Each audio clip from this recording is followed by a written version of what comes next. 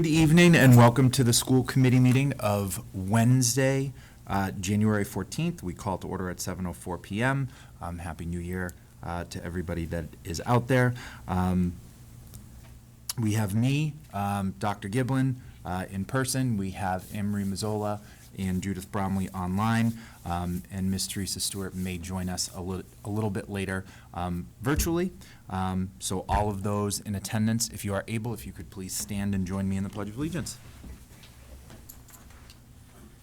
I pledge allegiance to the flag of the United States of America and to the republic for which it stands, one nation, under God, indivisible, with liberty and justice for all. Thank you. I will start by reading the warrants. Okay. Oh, I gotta open the warrant. 1 second here, folks.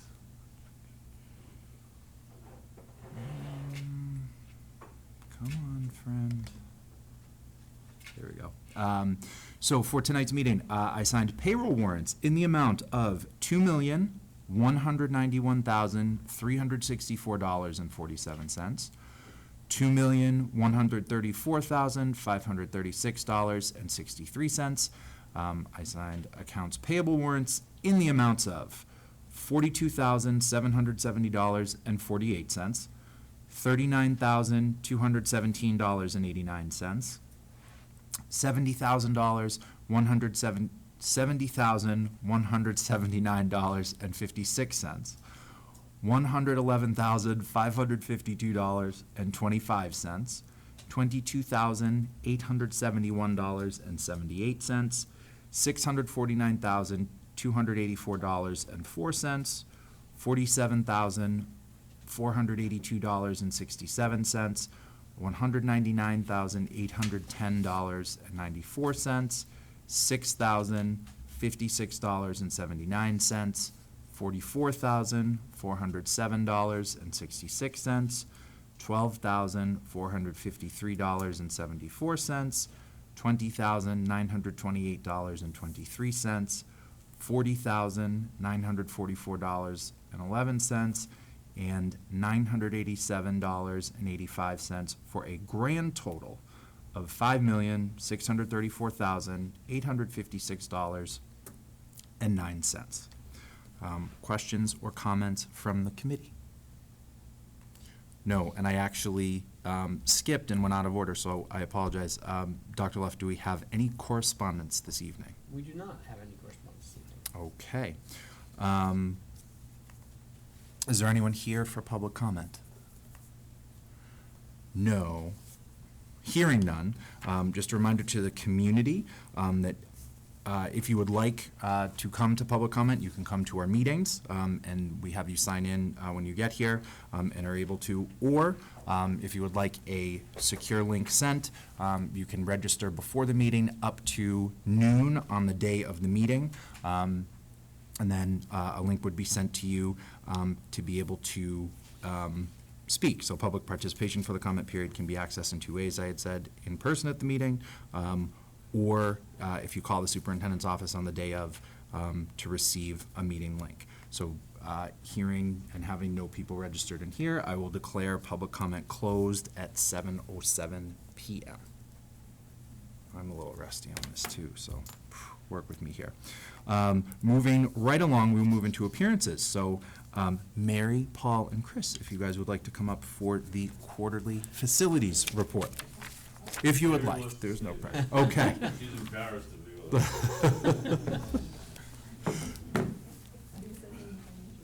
us. Thank you. I'm here, I guess, to do the quarterly report. And what we sent you was 5.5-year looks at the facilities department, because we have been in existence for 5.5 years. And it's the pie chart, which shows us a little under 8,200 work orders for the 5 years, and that's for obviously all the town buildings. On the back of that is a breakdown by the buildings, and the high school is still leading the pack, which it probably should. It's the biggest school. It's got the most people in it every day, and it's approaching 15 years old, so things are starting to be repaired. This is just the work orders. This is not any projects that happen, and any really emergency stuff. Again, we've been very fortunate. Our team, the 7.5 maintenance workers, which basically respond to all of these work orders and do them in a very timely, efficient fashion. And we've been very lucky because we've had very little turnover so far in that core group. Again, I want to reiterate that, and this is a plea to Sean over there, we do a lot of moving of stuff around this district, whether it's personnel files, books, furniture, the whole 9 yards. So it's very important that we have a reliable truck to do that.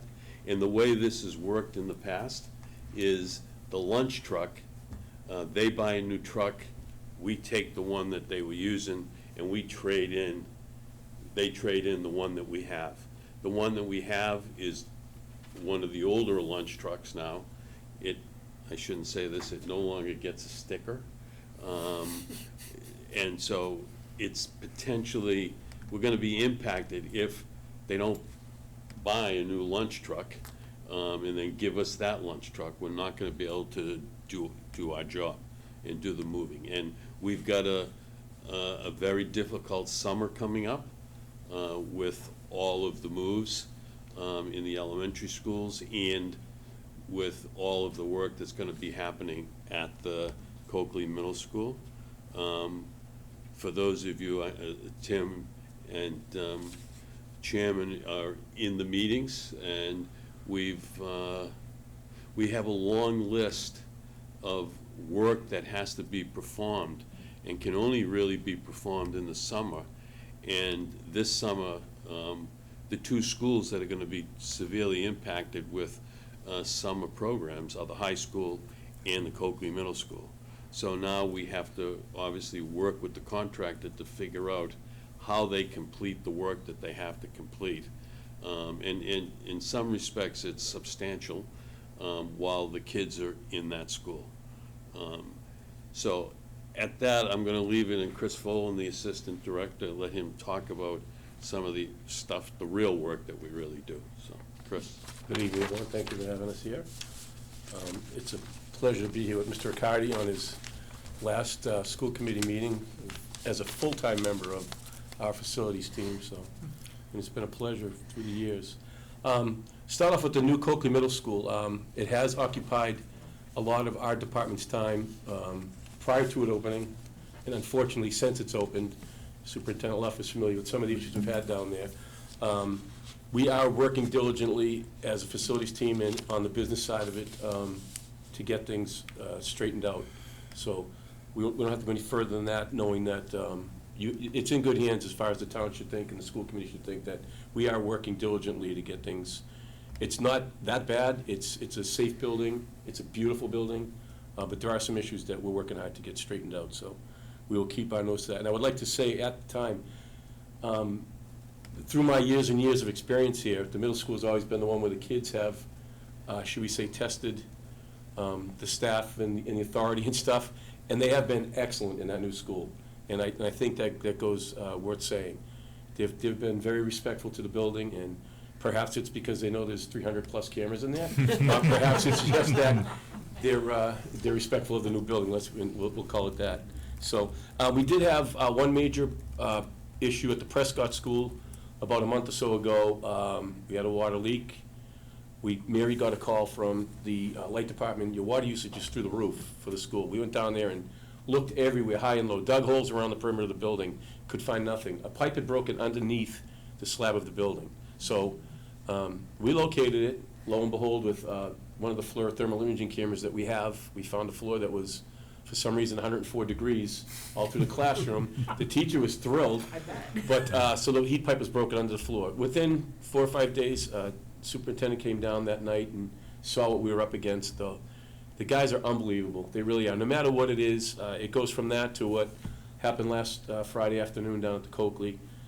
I would just say, as successful as the department is, it's only as successful as, well, first Mary and Cindy in the office taking the phone calls and keeping us straightened out. But the guys and our one lady at the town hall are fantastic. And the buildings show it, and it makes it easy, and it makes it even easy to come to work every day, because we know we got a good crew. We met with Dr. Galligan yesterday. Security is getting kicked off again, the superintendent. We are starting to change some cameras around throughout the district. Our nice new cameras that are available that have 3 different heads in them, so they can see in 3 different directions. And they also have them with 4 different heads. So we're going to start integrating those into the elementary schools where needed, and as well as the high school, because the cameras at the high school now, believe it or not, are 15 years old, getting to be 15, and are getting a little bit fuzzy. So we're working on that. We do have a security plan going forward. It was a good meeting yesterday. I think we touched on a few things that we have to take care of, and we will. So we need to get that rolling again. I know you were discussing that a little bit in the last meeting. So as sad as that is, it's important. And I know we go back to, I don't even know what the year was, but we were one of the first districts in the area to put the electronic door locks and card readers on our buildings and cameras in every entryway. And that was back just after that tragedy in Sandy Hook. And we were able to get that done, and since then, we've added and added and added. So Dr. Gowan's coming up to the office next week to see, we call Central Command, where all our monitors are, and we have the camera system going for. We have the Coakley Middle School has its own system, because there's 300-plus cameras. We have the high school and the elementary schools on one, and then the other town cameras. So I think he's going to be very impressed when he sees what we actually have going up there. As Paul touched on, with the summer coming up, it is going to be another tough summer for us with moving the Willett. We do have some help with Vertex, the crew from Vertex. We're going to use the moving company from the Coakley Middle School move, so they do have some experience. We're used to working with them, so that should help us. That getting into our own elementary schools is going to be some work, which we're all ready for. We've been meeting with the superintendent and the principals, so we do have a plan. And hopefully the plans go off as good when the time comes as they do in planning stages. So, but we'll get through it like we always do. So we do need the cooperation of our principals and teachers, and understanding that it's going to be another hectic summer. So, other than that, you touched on the moves and stuff. I just want to also mention that we're in the process of soliciting bids for a designer for the Willett roof. The town gave us $3 million, so hopefully that we'll have a vendor, and that design will be done, and it'll be out to bid sometime early spring, and it will start as the last day of school. And while we're working on the inside, they'll be doing the roof. I just want to clarify one thing that Chris said. The cameras, we call it the West Wing. It's his office, and that's where the cameras are. He's separated from the rest of us. From the Oval Office. Right. So any questions, concerns, suggestions? Anything from those online? No, just thank you as always. Like I said, like the guys, doing just a great job, always responsive, always just like doing things as to the best of their ability and quickly, and always, the buildings always look great. I have no problems with our buildings looking great, and, just coming out and fixing things like that, like as fast as they do, like really appreciate the team and everything that they do for our schools to keep them tip top. Can you you mentioned that there's some projects at the middle school that need to be done, need to be taken care of. There's more outside stuff project-wise. It hasn't been completed. Yep. Which is all on the docket for as soon as the weather breaks. So they're doing the basketball court area up front, and is there going to be a Gaga pit or something out there? I'm not, yeah. So there's a few things that are going to be out there. The learning center out there, the reading center. A lot of the prep work is done for that. Yep. So they'll be finishing that off as soon as the weather permits. They can fix the gym over the summer. And right? over the summer, they're going to rescreen, and we got some specs on that again today, which we have a construction meeting tomorrow at 11. We'll get more details on that, but yes, they have to screen the gym floor again, and we're putting that off until the last possible point in August, so that it'll be ready where school opens a little bit earlier this year. We had to move it up a little bit. And then there's just the little issues that we've been having in there with hot water issue, with hot water going where it's not supposed to go in some areas, and we're tracking it again. Nothing dangerous, kind of comical when a toilet has hot water in it. So, yeah, it is, and you know which one it is, because there's a line outside the door. I don't know why, but everyone wants to use that bathroom, no. So, and just other picky things, but, you know, we're on all of it, and to the point where I think sometimes the contractors think we're driving them crazy, but that's all right. And I would The- say the too, big- at next month's MSBC update, I'm gonna try to give you a more comprehensive list of some of the things that are going on. The big projects are projects that you had planned to be happening Oh, during this time. correct. Yeah. The way you had originally described it, it was like, oh no, did No, things blow up? Yeah, no, This is the there's- plan. there's This is some- the plan, this was the plan. There are some to have these repairs that projects. need to be No, done okay. behind all the touchscreen boards in the classrooms. Okay. There's, and again, it's still out there for debate exactly what's gonna be done. Okay. The Chrome box, not a Chromebook, it's a Chrome box, which is the computer that controls the monitor itself, the volume and everything and all of the, it's behind and you can't get at it unless you take the TV off the bracket. And there's only 160 of those in the school. Yeah. So that's quite a job. They want Yeah. to talk about moving those. So that's one. They're gonna add some lockers because there's not enough. Okay. That's another. Now we found out that the cleanouts on our plumbing system, there's no access panels. They never put those in on the first floor. So that's gonna have to be done. And all this stuff has to be done when the school is not occupied with our lovely children. So that's the point that Paul was making, I think, with the summer school. And Yep. we're fighting feverishly not to have that as a construction site again Yeah. this summer. We want it as a school, because that's what it's supposed to be, so. Thank you. Judith, go ahead. Just for my own edification, so all of these fixes and repairs to a brand new school are probably under the original contract of the building or the responsibility and cost of the contracting company? So we are working through that. MSBC actually had a vote Monday night, where we're looking at trying to get some of the ideas of, we know there are some things that are due to errors, and we're trying to identify what those errors are in a list and a monetary format, so we can ensure that we are recouping anything that we should not be paying for some of these issues. So again, on next time, I should have a more comprehensive list and idea of where we are. I wouldn't want to speak out of turn and say too much that we, because there's some things that might be on us, right? Because we're responsible for a lot of the change orders ourselves, but there's also definitely some errors and omissions in there that we're tracking and trying to figure out how to recoup funding for.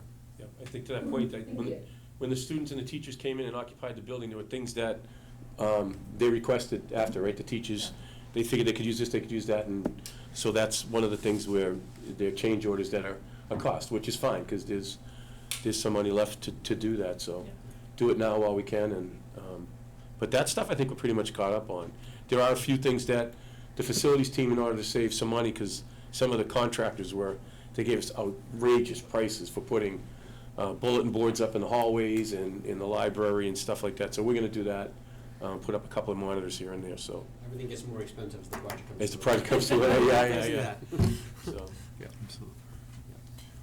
Could I just say that you heard these guys talking, they're everywhere, doing everything, and I don't even know how Chris would be in the office, or you'd be in the Oval Office, Paul, to do the work in there, because Mine's they're. actually a rectangle. Rectangle, because they're everywhere, you know, and, you know, whether it's, you know, on a Saturday or early in the morning or late at night, cleaning out sewer stuff, or just, you know, fixing hot water heaters that burst.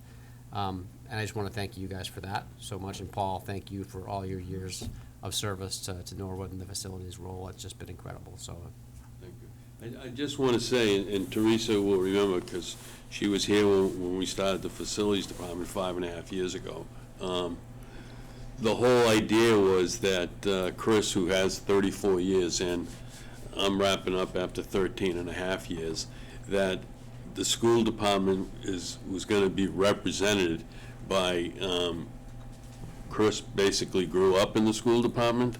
I learned from Chris about the school department, but the leadership of this department was going to be, for the beginning, run by two gentlemen that were in the school, worked for the schools primarily. And I can honestly say that over the last 5.5 years, or maybe even the whole 13 years, Chris and I have worked as a team, And we made Chris the face of the department when it started townwide 5.5 years ago, and that was done on purpose because he is the heir apparent to the heading the facilities department. And if most people who didn't know us, they wouldn't know who was the director and who was the assistant director, because that's how we approached the job. We spent a lot of time every morning. People think I'm in his office. We're just talking and doing, but it's part socialization and part doing the job. And Chris has been primarily responsible for all of the guys, especially the 7.5 guys that run our maintenance program. So I feel very comfortable that I'm leaving on a Friday, I'm coming back on a Monday, 2 days a week to help out for a while until they figure out what the department's gonna look like going forward. But it couldn't be left in better hands. That's all I can say. Thank you. We do need to thank you for your leadership, though, as well, Paul. Chris, you have been wonderful the whole time I've been on the committee. Thank you. But Paul, you have been the driving force behind. Well, I thank you for that, but as I always say, the guys and the ladies make it easy because, and again, I'm gonna say this, 13.5 years, we've never gotten a complaint from any of our people about the people doing work in their buildings. And that is astounding to me.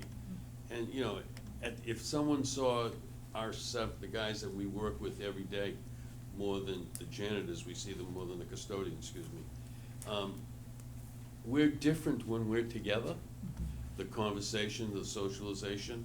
And some people might say, what's wrong with these people? But, you know, that banter never carries over inside the school. When they go into any of the buildings, they are extremely professional and extremely courteous, and extremely thought-worthy that we're in somebody's space. And we gotta do a good job, we gotta be clean, and we gotta be respectful. So I appreciate your sentiment, but it's the folks that work in the department. I don't know, Teresa's not here, but she would remember there was one, I think this was about 5 years ago. Somebody came through and did a analysis of it wasn't a feasibility study. It was, I don't remember what the study was, but it was a study that went through and they Some looked at consultant we paid.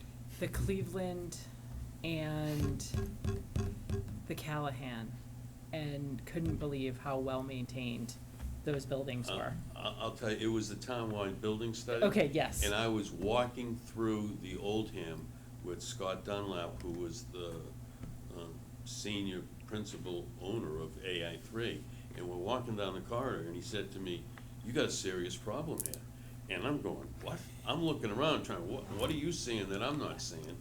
And he said, "Your buildings are in too good a shape. The Yeah. average person is gonna come into this building and say, why do we have to spend any money in here?" Yep. So, yeah. That's a testament to you 100 years guys and your old. department, so thank you, thank you. Thank Yes, you. I'll make mine short and sweet because they've stolen my thunder. I want to thank you, personally, just as a friend and, my journey on this committee, but obviously your commitment to the town, your commitment to that department, and to the schools, you have been wonderful. So from the bottom of my heart, thank you. And Chris and Mary, we look forward to continuing, this partnership as we move forward. Okay, As so, do we. yeah, you know, David, I'm married to a townie, so I have to. Yeah, I I know. know I am, or I my know. life would be miserable. I That know, means you'll still I come know. to the quarterly reports then, right? Yeah, right. We'll send you the link. Okay. That's all set? Yes. Yeah, All right, thank you. Thank you Okay. very much. Yeah. Okay. Dr. Luff, can we take that out of order? Can you do the tech quarterly report first and then move into the State of the Union? Sure can. So in your packet, as required by, as tech requires, we are a member of the Education Collaborative. They are to send quarterly updates to the school committees. I have included that in your packets this evening. I don't plan on reporting out on it, but I do plan on asking you if you have any questions at all regarding it. Any questions from those online? Nope.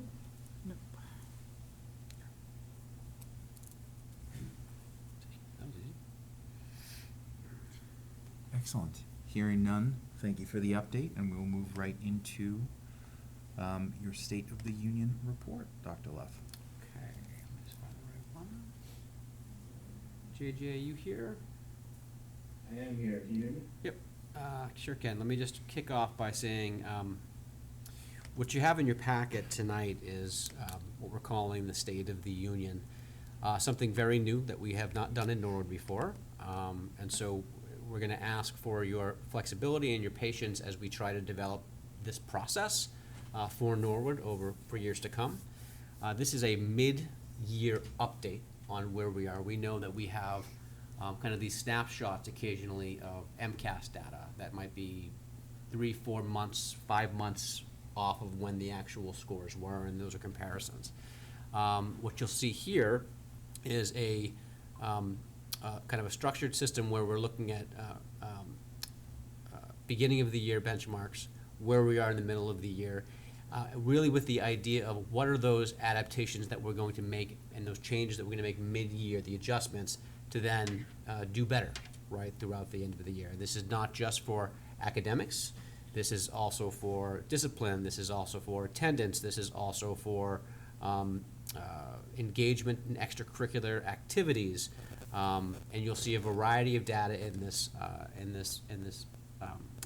presentation tonight, all with the idea and the understanding that we are using this to make adjustments throughout the year. And we will come back to you with a final State of the Union at the end of the year to kind of see how we did, right? So this is us analyzing all of the data within the district throughout the year to do better for our students and for our staff, for that matter. Again, very raw kind of presentation. We are still looking as we go through this data on what is Analytic View, for example, which is our data dashboard. Is that aligning to Aspen? Is it aligning to state reporting? So we're even finding some things in there that don't make sense, and so we're modifying and making changes as we go along. So we'll try to explain those as we go through, but Dr. Munoz will kind of give an update in the memo of over highlights here, and then we have about a 75 deck slide that we're not going to go through individually, but we will be able to answer specific questions about slides if you've seen something that you have a question about, if that makes sense. That does. Okay. All right, Dr. Munoz, rock and roll. Thank you, Dr. Love, for the context. Yeah, it's a work in progress, and hence the word progress, right? All right, hello, school committee. So we're going to present today the memo for the State of the Union. I'm just going to go through the memo key points because it kind of pulls out things for most of the slide deck, if not. But then I will be happy to take questions afterwards. So quick highlights and bright spots is that, we have an early literacy assessment called DIBELS, where it measures students on the foundational reading skills, and it goes from kindergarten all the way through 4th grade. Kindergarten doesn't take their assessment until November because they start school for the first time, basically. So their data is a month behind everyone else's data because they take it a little later. But we're happy to report that in grades 1 through 4, over half of the kids are performing really well. They're at grade level or above. So that means they're reading pretty well, they're reading fluently. So they're doing some really good things there. Nearly 200 students was in the really, really well below category, basically where we call that the red category. And some students that made jumps to the yellow, which is the right below grade level, or made jumps all the way to green. And so we had 200 students that went nearly improved out of the 1,000 grades 1 through 4 students that we have. That was already on top of our students that are half of our students that are currently performing well and doing well grade level work. But it's also that half of them are doing well and the other half are still have work to do. So we're still working on those things as well. And we'll talk about our tier systems here in a minute. But when we look at the math side of the data, so we have STAR Renaissance, which is another assessment that we take. We take it at the beginning of the year in the fall. We also take it in the middle of the year, which we just took it in December. And some schools are finishing up right now in January. And we'll take it again at the end of the year. We are happy to report that our kindergartners have made huge strides. So they basically doubled their percentage in the algebraic thinking category. So kindergarten think algebraic thinking, you don't normally think those two things go together, but they do. And we had double the percentage of students be proficient in the winter assessment compared to the fall assessment. So that's something to celebrate right there. And then our grades 3 and 4 have increased. What we want to do is we compared last year's winter benchmark score to this year's winter benchmark score, because the Renaissance Star states that they are a predictor of what we'll get in MCAS. And so we're happy to report that we are actually doing better in 3rd and 4th grade this winter than we were last winter, which hopefully is a predictor for us to do better on MCAS this coming spring. So Tier 3 interventions are doing phenomenal. Every school, looking at their Tier 3 intervention system, are moving kids out of the really far below or the red category into the yellow or into the green. Every school is making huge progress and steps on that. We have been working really hard. Steph West and Laura Donnelly have worked with the interventionists and the reading specialists and the school leaders to really build a system there for the past couple of years. And now we're really starting to see the fruits of our labor pay off there and see kids move out of the red. So we're really excited about that. And so moving on to the growth category. So we'll talk about growth here a little bit. So we know that students are continually starting to meet and exceed at a higher percentage this year compared to last year. Last year was a year that we had a lot of challenges and a lot of growth areas. And so we actually went downwards in some trends from fall to winter. But this year we are on the upward trend. So if you look at most schools, they're on the upward trends. And if they're not, it's a slight percentage dip. It's not even a huge dip. And so what Dr. Luff is stating today is that what we're doing with the State of the Union mid-year is we're going to actually, we have a plan in place to address that now versus like thinking about next year. So we're happy about that. Happy about some schools doing better on their winter benchmark this year compared to last year. Again, if it's a predictor of what we're going to do on the state assessment, it's always a good thing to celebrate for us. And then over 500 kids so moving to access and engagement. So we'll talk about the numbers later. Just access and engagement. There's over 500 kids participating in athletics in Norwood, which is fantastic. And 130 kids are engaged in the fine arts extracurriculars. This is just after school stuff. This is not in school stuff. Yeah, so we have right there just for a minute, Dr. Munoz. So as an admin team, we were reviewing this data a little bit today, and there are questions about how often the fine arts department is actually entering that data into the system. So this is one of those data points that we said, oh, we need to look at that. So that could be more, but that is something that we're looking at. Yeah, we're learning through some of the Mustang metrics dashboards is that a filter may not have been on, or they may not have been pulling the right data from Aspen, because we get a lot of our data from Aspen, or some data may be missing in Aspen. So we have to actually update that. So I'm glad you brought that up, Dr. Luff, as well. Our AP placement enrollment continues to grow. We have, we're doubling, our Latino population, which is our second biggest population in the district. That number almost doubled this year with students going and participating in those courses. Our Innovation Pathways program keeps on growing. We now have 3 Innovations Pathways programs, and the career-based learning opportunities continue to expand and do all those wonderful things for our students. And I think Norwood does a fantastic job of giving students choice, so that students can have a lot to choose from when they get to the high school, and therefore we have a lot of success, and we're seeing that payoff right now. Looking at our professional practice systems. So what we did is when we looked at the data, we had the data meeting the first week we came back from winter break, and every school went through their own data. They saw the district level data, they saw some of the slides you're looking at, and they went into their own data and they started looking at their own students, whether they had an IEP, whether they were a multilingual learner, whether they were just a general education student, or what grade level it was. They looked at all the different points of data, and now they were analyzing trends, and now they have created a plan for the next 8 to 12 weeks, basically which is a coaching cycle of sense. If you're a teacher or if you're a student, it's an intervention cycle. But they said, what trends are we having within our school, to take those trends and find out what the root cause is from those trends, and then create an action plan to address those trends. And so every school was able to collaborate with one another because they were all in the same room, which is great. They were able to hear each other, speak about things, pull more data if they needed more data. We were right there to support them. And so I am confident that between the STAR Renaissance data and then the high school and the middle school really leverage their instructional round data. What are instructional rounds? That's when groups of teachers go through classrooms looking for a problem of practice, that the schools are saying, here's our challenge and we want to fix this. Come look at this in our classrooms and pull out trends to see how we can address that.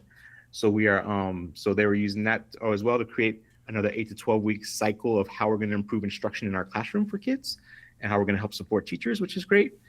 And so those things are continually happening. And I am so, I could not be more proud of the school leaders that we have and the hard work that they're doing with their teams, because I have so much more confidence this year that we are going to be in a better place come the spring. And I think that the State of the Union is helping us hold us accountable to that, which is what I appreciate. When we're going to student behavior and discipline. So, Can I also just, one second, Dr. Munoz, I also just want to say that within this data, you'll notice that there is not a lot of middle school academic data. That is because their mid-year assessments weren't scheduled to take place until January. So that's why that is not there. But they are going to be completing the same practice and have been completing the same practice internally. yes, yes. And we have, I don't want to put their data in there because it's like maybe 200 out of the 800 students have taken the assessment. That's not going to really give us a strong data point. And so that's why it's not in here, but it will obviously be in eventually, especially at the end of the year. You guys will see it there. For behavior, you can see there's incidents that are happening obviously in every school. I think if you look at the totality of incidents, it may look like a big number, but if you break it up into 8 or 9 schools, it doesn't feel as big, in my opinion, at least 2 years past. And when I have been talking to school leaders before, I think that we have done a wonderful job in that safety department. You heard the presentation earlier about the cameras helping in the Coakley Middle School, right? So that could be a positive as well. But I think that a lot of the positive engagement strategies that are happening in the classroom, a lot of the character strong work happening in the elementary schools, the freshman academy happening at the high school, those things have been huge supports for our system of behavior support and student support as well. Going to areas of growth and focus. So those. Sorry, Dr. Munoz, I'm going to pop in one more time. So the safety committee has been meeting with Unit A partnership regularly, and they've been breaking down this data as well with the leadership from Dr. Galligan. And you'll see in this data that there seems like there's a significant number of behavioral incidents, right? But many of those incidents, they could range from skipping class to fighting, right? It could be a variety of things. And many of those incidents are multiple, well, one student might have multiple incidents. When we looked at the data differently yesterday in our meeting, Dr. Galligan and I know, and Joan was there, Jody was there as well. We noticed that 88.4% of our students have not had any behavioral incidents within the system. So when you look at the data that way, 88.4%, that's a huge number of students that haven't even skipped a class, right? Or haven't even had small minor incidents, let alone any at all. So I think that's a really great way to look at this, because you might look at that incident slide and say, whoa, this is a lot, but just know that we are able to target that other percentage of the 11.6% and say, let's focus on these kids, right, and try to get strategies in place. And there's been a lot of work done on that too. So just something to shift and show you, as you can look at the data in a lot of different ways. Yeah, and that's a great Point that Dr. Luff made, because you can have 4 or 5 incidences in one event, right? Because every kid gets an incident. So that's going to actually inflate your numbers a little bit, because it's not that many events that have happened, because every kid gets an incident tagged onto them. So that's what you see in the data right there. That's great. Areas of focus and areas of growth and focus. So, we want to continue to look at tier 1. So I think that our tier 3 system for intervention is showing success, it's showing promise. We're going to continue to tweak and make that better and refine it. But we look at the data, and the data, it's working. What we want to continue to refine now is how does our students that are on grade level and our students that are above grade level to keep on challenging them and doing things for them to help them grow. And so some schools have looked at their data and they said, that's actually our area of focus now, because we see our tier 3 system working and our students are moving out of the red, but we want to make sure our students in the green, in the blue is what the colors that we kind of coded, are going to do not the same, but better. And so they're looking at that type of system too, and how they're going to support teachers with that and give teachers the tools and resources to help kids, push kids, even beyond grade level work if they have to, right? Equity and access. So, we're looking at chronic absenteeism. And again, the numbers can look daunting or they cannot look daunting, but I think I've seen some schools that are experiencing really great success, and they have attendance teams now. They're reaching out to parents and they're reaching out to kids, and they have huge things to celebrate. And so they're on the trend to dramatically decrease chronic absenteeism. However, there are still some subgroups that are still pretty high that we want to still continue to address, and that's working with our school attendance teams, and that's working with our family liaisons to keep on reaching out to those students and those families to see how we can support them as well. Also, I think the other part of equity and access that we looked at is that if you look at the extracurricular activities, and so this number may change a little bit when we look at the fine arts extracurricular point side of things, but we just don't have certain student groups represented highly in those activities after school. We want to continue to see how we can give them access as well. But attendance is, like I said, attendance trends are it may vary across the district, but I think that it's looking very promising right now. So we want to keep that up and keep that work going as well. And then, we want to keep on making sure that every school is consistent and what you're going to see at one school, you're going to see at another school, in the sense of this is what the district initiative is. These are what the district resources are. This is what we're using to target interventions. What we're using to target, students in certain groups to make sure we're giving them the right support. And every school leader has worked hard to put that into place, which we really want to give them a shout out because it's really great work. So that is basically the gist of our State of the Union. It's like 70 something slides. It's a lot of slides, but that's me trying to take it in a recap and just say, here it is, but we're happy to answer any questions that you have. Okay. Thank you for that high level overview, 10,000-foot view. I'll go online first. Any of our members online, are there any questions, comments? Hearing none. Thank you for the thorough review. I'm glad you guys are doing this. It creates accountability and information so that we can see what's happening within our school district. So I appreciate you doing it.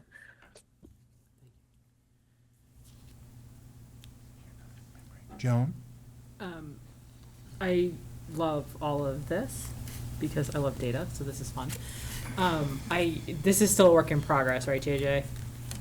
Yeah, it's continually updating as we get more data in. We want to pull Subgroups out. The subgroups weren't ready to be pulled out in our data system yet, so we're waiting for that to get updated. So there's certain things we still wanted to add to those slides, and then any feedback you guys have for us that you'd want to see, especially for our end of the year report, we want to put in there as well.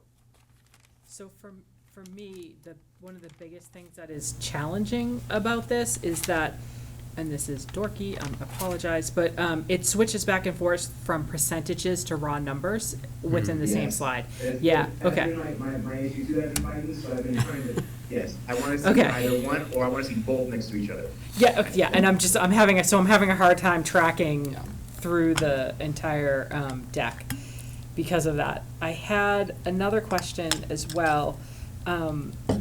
As part of the data, do you have any correlational, you started to speak to it, but it's not present in the slides.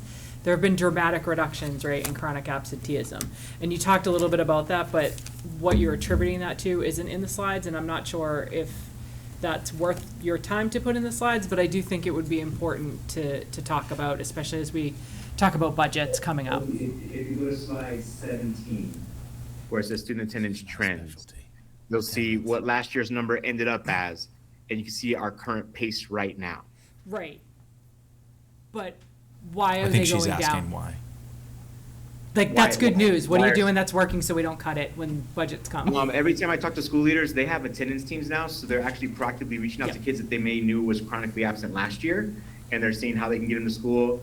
They're talking to their families more, and I think that to what was mentioned earlier about what the State of the Union does for us as a school district, hold us accountable. I think constant communications with families are letting them know that, oh, they actually want us at school. They actually, they care about us, because we do care about them. But sometimes when you don't hear from somebody, it's easy for them to say, okay, you can stay home, you can stay home. But when we're actually reaching out to families and saying, how can we support you? How can we get you here? Is it a bus that you need? Is it, what do you need from us? Is it after school care program? They're working diligently on those things. And I was in a dad meeting at one school last week, and they were quickly talking about 2 or 3 kids who are not chronically absent yet, but were last year, and what the conversation has been with that parent and that student to keep them in school. So they're being proactive, and I think last year was a lot more reactive. We're like, they're already at 17 days. Let's call the parent. Like, it's been like, nope, you're already 2 or 3 days absent. We know it's 18 days by the end of the year. Let's go and have this conversation. Let's see what we can do. So I think that's what's been happening. And you're right, it's not in the slides, but because I think every school has a different approach, but that's been the gist of what most schools have been doing. And just in terms of the, when we get to the end of the year, right, so we're gonna be analyzing the whys throughout the process, so hopefully we have, at least closer to the end, maybe this May, we'll be able to say, these are the reasons why the reductions were, or why the improvements were, or why Great. the deficits were. Yeah, I would We'll also make say, that in there. because this is like my professional life right now as attendance, is that DESE has made it quite clear that this is their marching orders. And they are obviously tracking that more, not just for kids, but they now they make schools track and report data on employees and that. I think the second thing is, at least, and I'm not gonna speak for Norwood, but I'm gonna say maybe it's something similar, and JJ said this, where, you know, I think reactive versus proactive. There are actually quite a few rules around attendance that give schools the ability to sort of, how do I want to say this nicely? Sort of set the expectation, like, the law is clear when you're under 16. 16 and under, you have to be in school. That is a law. And they give people some of these tools, and I think that sort of as absenteeism became a problem coming out of COVID, people were kind of afraid to use some of these tools, but now they are, whether it's attendance letters, tracking, whether it's filing CRAs and going to court and saying, nope, you need to be here, and using, you know, sort of triaging the situation and using all of those resources available. So that was something that, even before Joan had said that I was gonna commend you guys on, is that I think attendance is a thing, and I will remind everyone out there that, right, like, it's your job to get your child to school. That is a law, and that is clear. So clearly our administration is using the tools that are available to them to do that.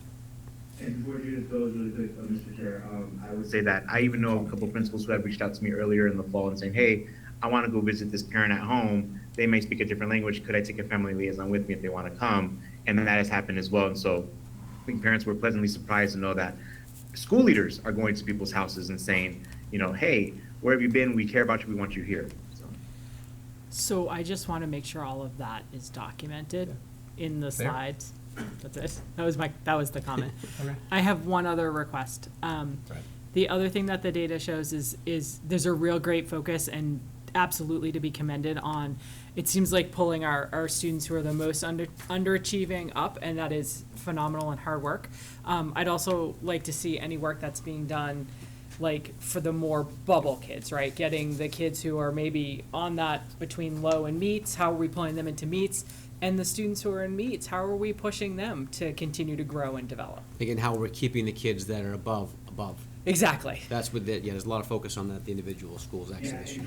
Yeah, but it's not represented in the slides. In the slide so you can Yep. see what actually is going on. So, because those conversations are happening in the schools. I went to 4 different school data meetings last week, and they're definitely talking about those quote unquote bubble kids and then the kids that are already on target, because that is actually going to help us reach our accountability score at the end of the year, because we have to reach a certain target metric.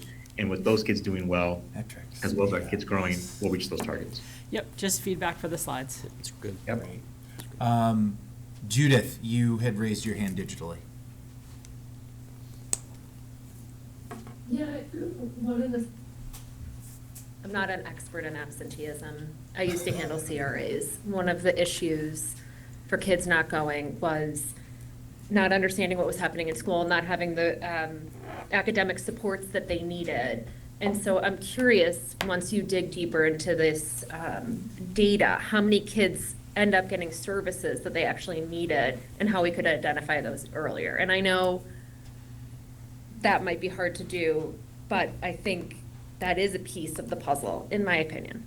And then in terms of the DIBELS in the beginning, one of the things I'd really like to see is DIBELS, that requirement was passed through legislation to identify kids who had dyslexia. And one of the things I'm wondering about is, once we've identified different types of learners who may or may not have dyslexia, how are we making sure those kids are getting Wilson or Orton Gillingham trained teachers so that they can learn to read? Yeah. Those are the two pieces of data I'm curious about later. We could put that on, because we definitely do have teachers that are Wilson certified that are doing that work as well in our schools. So, yeah.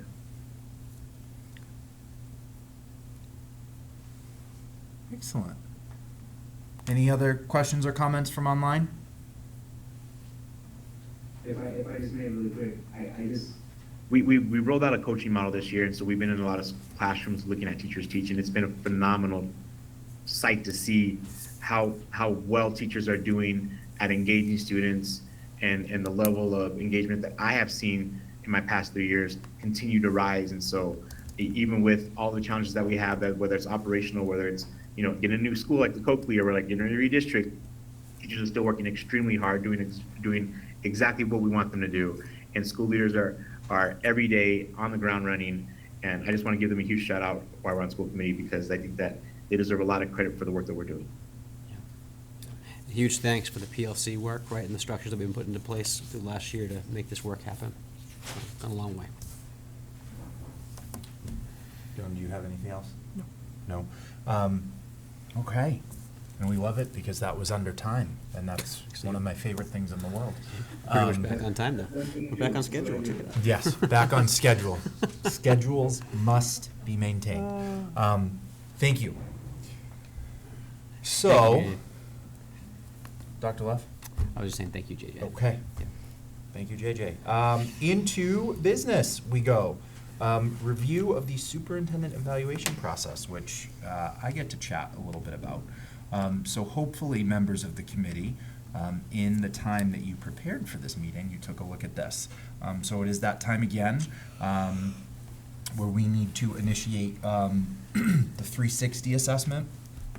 So we know that is multifaceted, but one of the pieces is that we, as the school committee, have to create questions. So I'm literally just reading from this memo, and Dr. Leff and I had some conversations in preparing for this meeting. So as our confidential secretary is currently not available, that needs to fall to someone to create that. I have no problem doing that. Is there anyone that is hurt or offended if I do that? I think the only thing is that we did the confidential secretary last year so that no one was seeing these before each other. Yes. Like that was the intent, was to make sure that we all got them at the exact same time. So is there another alternative with someone, you know, on staff, another competent, you know, who has the kind of similar status, or I don't know. That's the only thing that worries me about that, is that the intent was to make sure that we weren't seeing it ahead of time. Because if you remember, We weren't cheating. there actually being something where I think I may have been able to see them, and I didn't look. But that, when we did a workshop, that was. Anne Marie, if I may, I think that may have referred to the actual evaluation itself. The assessment was. It was definitely the 360s, because it was, and I'm trying to remember exactly, but it was because they were coming from people that were chosen. Yeah, I know, definitely it's the evaluation, but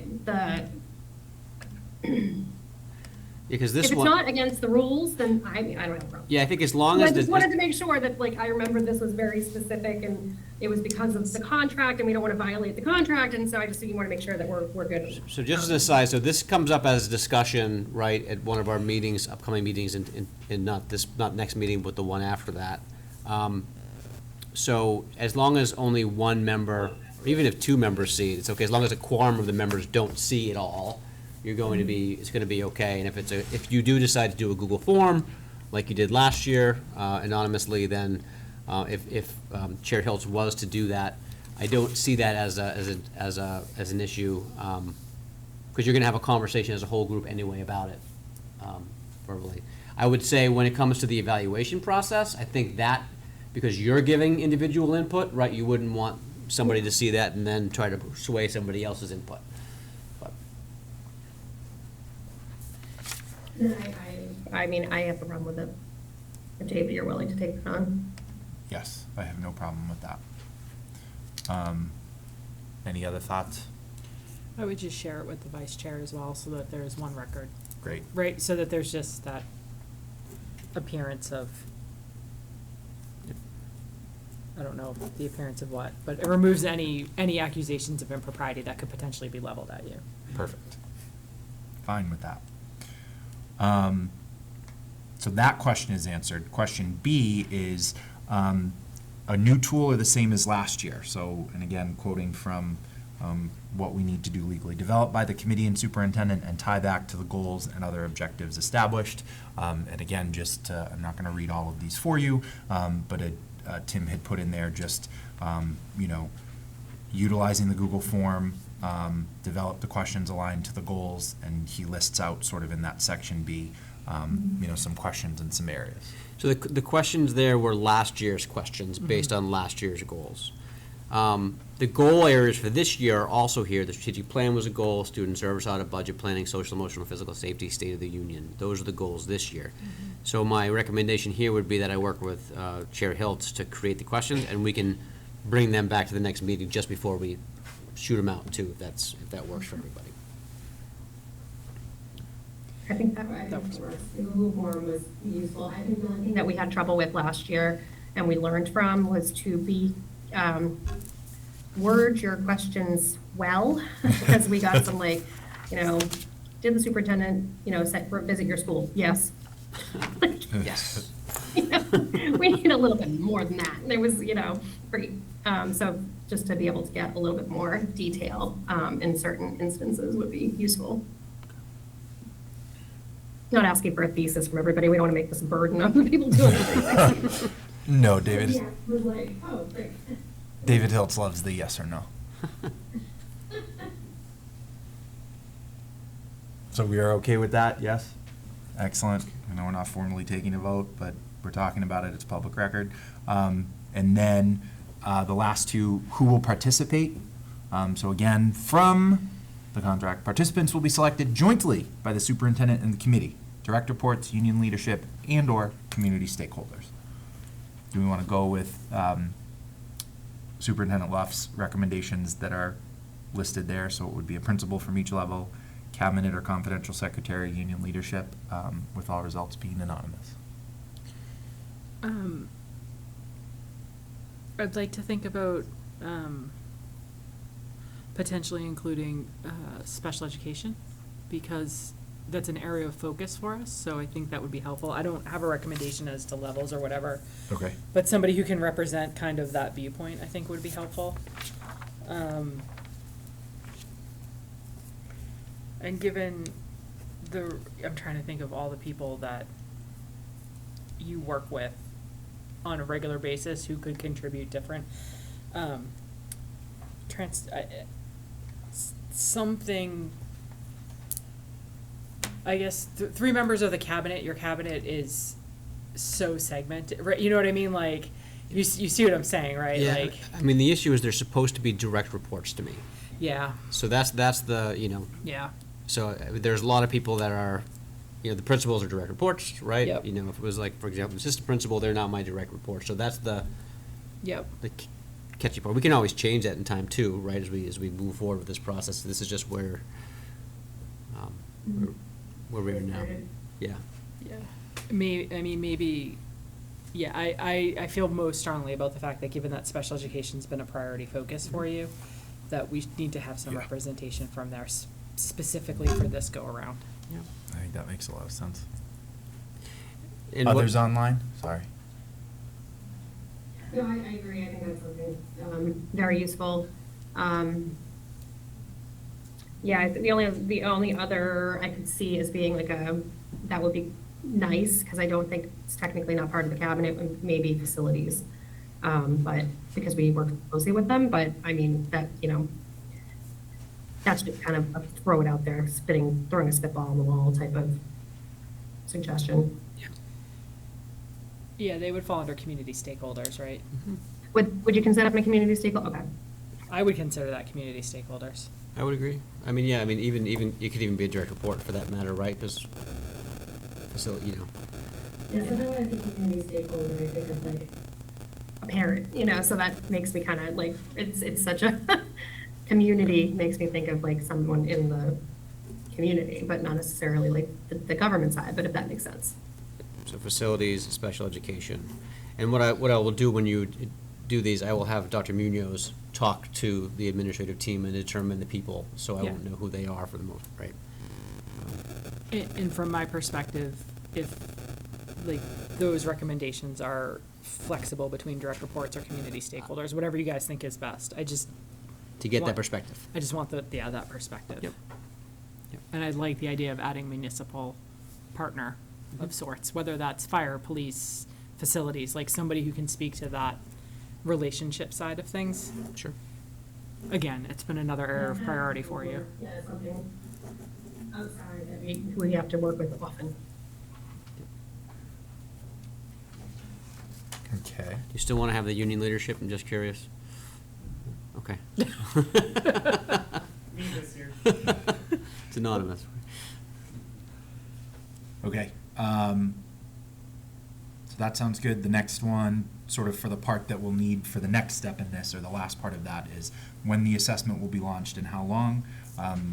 Again, that would be the 29th of this month, which that would be a Thursday. Yeah, the day following the next meeting. Yep. And then it would be 1 week, so you would be done, give me a minute, 1, 2, 3, like midnight on 11:59 p.m. on Thursday, February 4th. I think a week is more than enough time. Yeah, and the idea was to give me some time to review it and respond if I, right prior to just having the meeting. And to be prepared to respond to you guys, obviously. If we need a little more time, it's fine too. I don't, Yeah. Can you give them till 8 a.m. on the 9th? Or Tim, are you gonna be in there at 12:01? I'm not going to be in there at 12:01 a.m. It's all your years public school teaching. You do 11:59 p.m. so nobody can say, "Oh, I turned it in." Like, just set me off. I just said a week. I just recommended a week. I guess I changed that in my classes because I'm not reading anything at 1 in the Yeah. morning, so. Yep. Well, the kids don't need to know that, right? Friends online, anything on that? Any comments? Makes sense. Excellent. Okay. And I'll just quickly talk about the next piece really quick, the formative. Yes. So just last year, we didn't have this formative mid-cycle because I think the goals we set, I think we set my goals in September, October, it was really late. So what I will be doing when the 360 assessment is going to be on the agenda item for discussion on that day.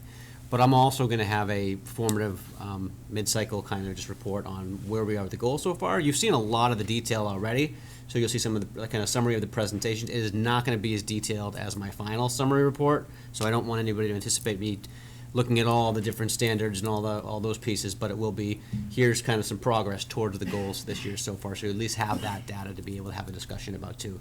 If you want to give me any mid-year adaptations, right, that you need me to make or that kind of thing. Similar to how we're doing the rest of the district. That's it. So other general comments, questions, concerns on all of this? Hearing none, so just to recap, I will work with Superintendent Luff to create the assessment. We'll use the Google form using Anne Marie's feedback of just maybe opportunities for a little bit more than yes or no. Again, not a thesis, but just enough for people to be able to add some stuff, which I think is a good point there. We talked about, and hopefully you wrote down, Donna's here too, so. yeah, participants, I missed one. Utilize the Google form, develop questions aligned with, the goals, sort of that spilling into who will participate in the assessment. Joan, I think your idea was wonderful of making sure that we have representatives from special ed as we had the audit, and that has been a large discussion point this year. Anne Marie, again, from sort of outside, some of our outside municipal partners, involving them makes a lot of sense. And we can do that, and then we've agreed to having that open for the week to do that. So I have my marching orders and can get started on that. Any final questions or comments on that process? No? Okay. Thank you, folks, for your flexibility, feedback, and recommendations with that. Moving right along in business, we are going back to the approval of the school calendar. So Dr. Munoz, I will turn that over to you. Yeah, and just as an aside, we are not going to be asking you to vote on this tonight because there is a change that we made Okay. today. Well, we had a question about elections, right? And holding elections, especially Yes. when we had local elections and the, specifically the Prescott and the Cleveland, where we have the gyms, and we have 6 classrooms surrounding those gyms, and we don't have those security measures in those gyms.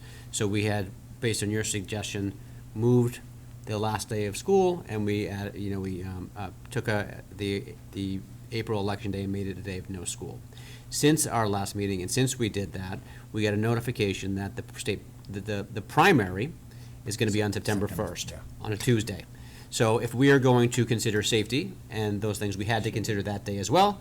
So with that, Dr. Munoz, do you want to talk about the new recommendation that we're going to have, and obviously give you some time to review? Yeah, it may not be reflected completely in this memo, but it's going to be reflected in that draft link. You? Yep. Yeah. Yeah. Okay, so basically you have 2 drafts, and last time we only had 1 draft. The first draft was the first change that Dr. Leff alluded to, is that in April election day, which is April 4th or 5th, it's April 5th, that there'll be no school, which was originally a half day for us for professional development. So instead, we just moved that professional development, bumped it 1 extra Monday there. And I know that you can feel some type of way about 3 Mondays in a row, but we don't want to shortchange our professional development either. And we don't want to do Tuesday, Wednesday, or Thursday, because those are MCAS days. And Friday is never a good day to have a half day, unless you guys are gonna push back on that. No. It's up to you. So that would push our end of the date out just 1 day extra, right? So it'll just push it up 1 day. So I think that's the 15th. Yeah, it was the 15th to push it out 1 day. And then what Dr. Leff said, that we're having primaries on September 1st. We looked at that version of version 2. So you can see in version 2 where we would actually start after the primaries. And so we start school on September 2nd, which is a Wednesday. And then instead of having teachers come back at the end of August for the Wednesday, Thursday, and Friday, we would give them the kind of the 4-day weekend. We just, because contractually we can only have them for 3 days anyways. So they come back on Wednesday, go do some work with their buildings on Thursday, and then have Friday and Monday off, and then have our final PD day on the primary day, and then we start school the following day.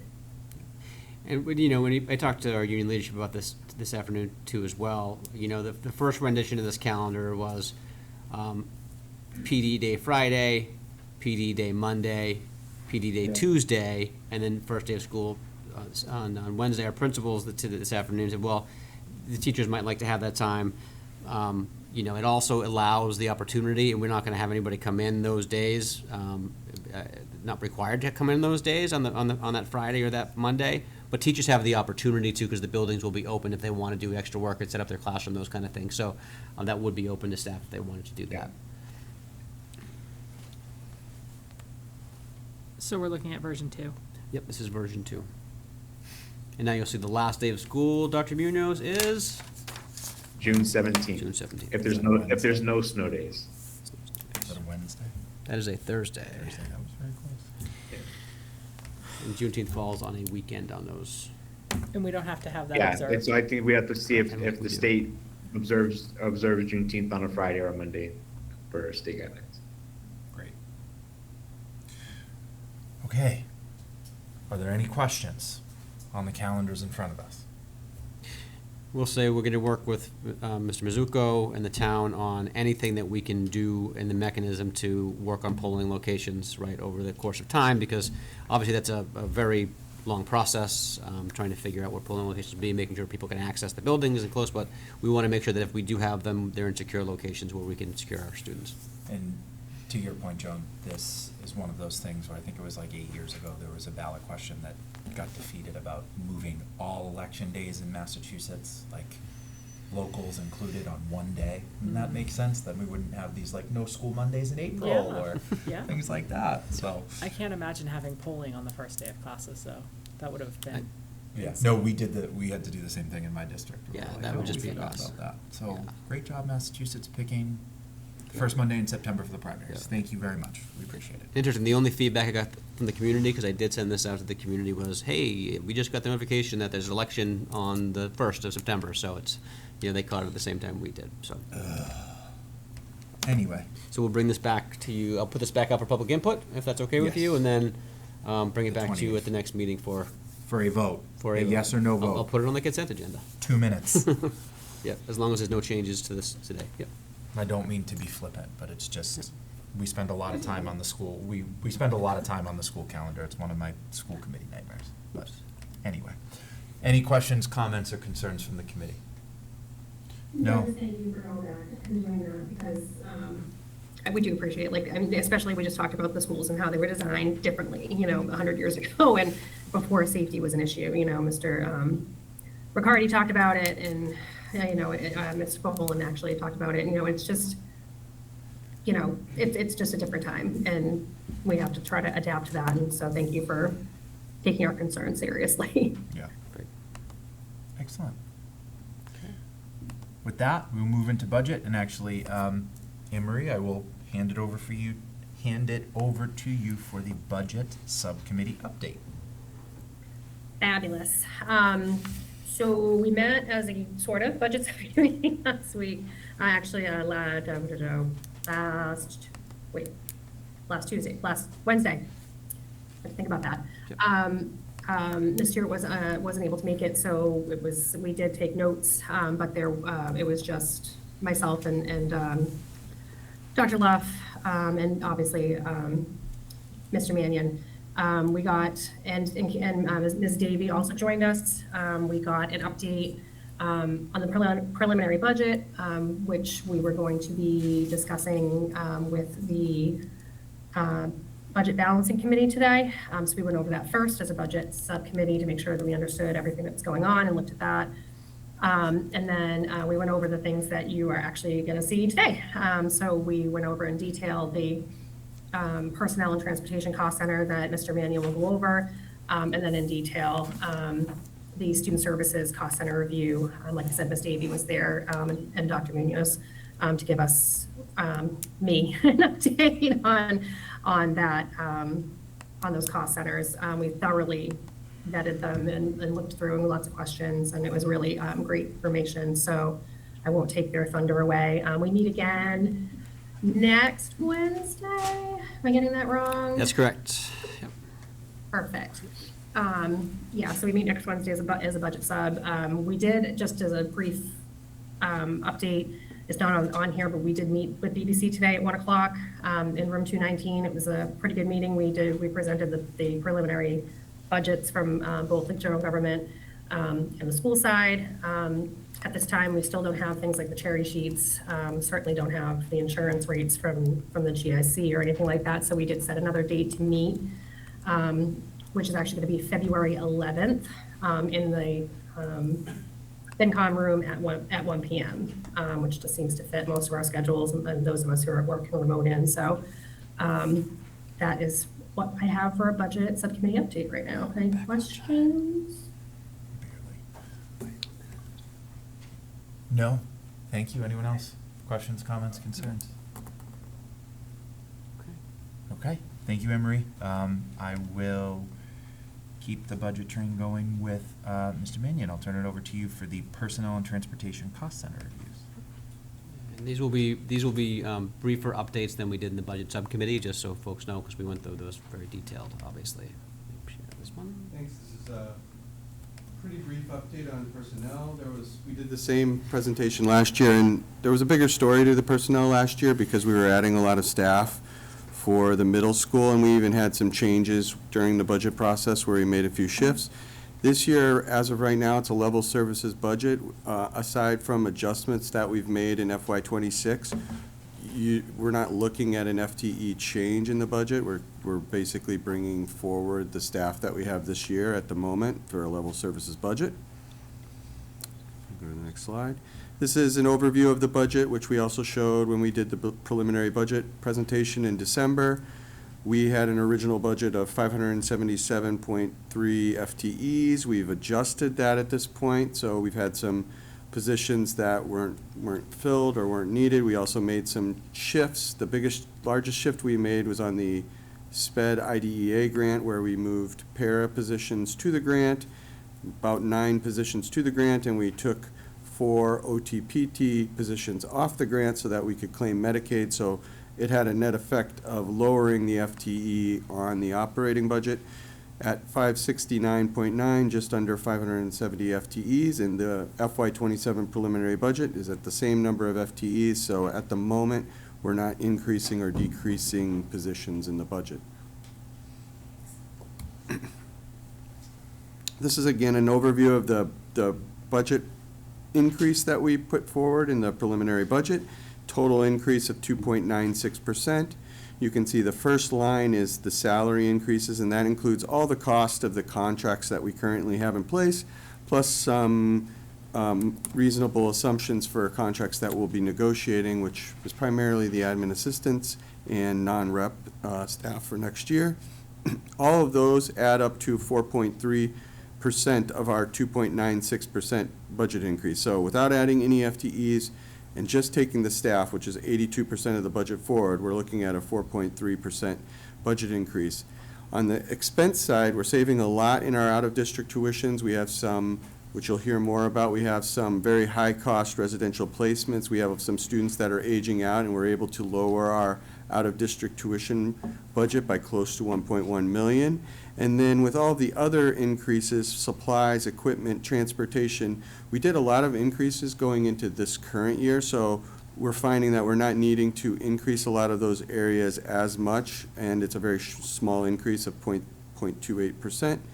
Overall, the non-salary is a decrease of 1.35%, and that's how we arrive at the preliminary budget increase of 2.96%.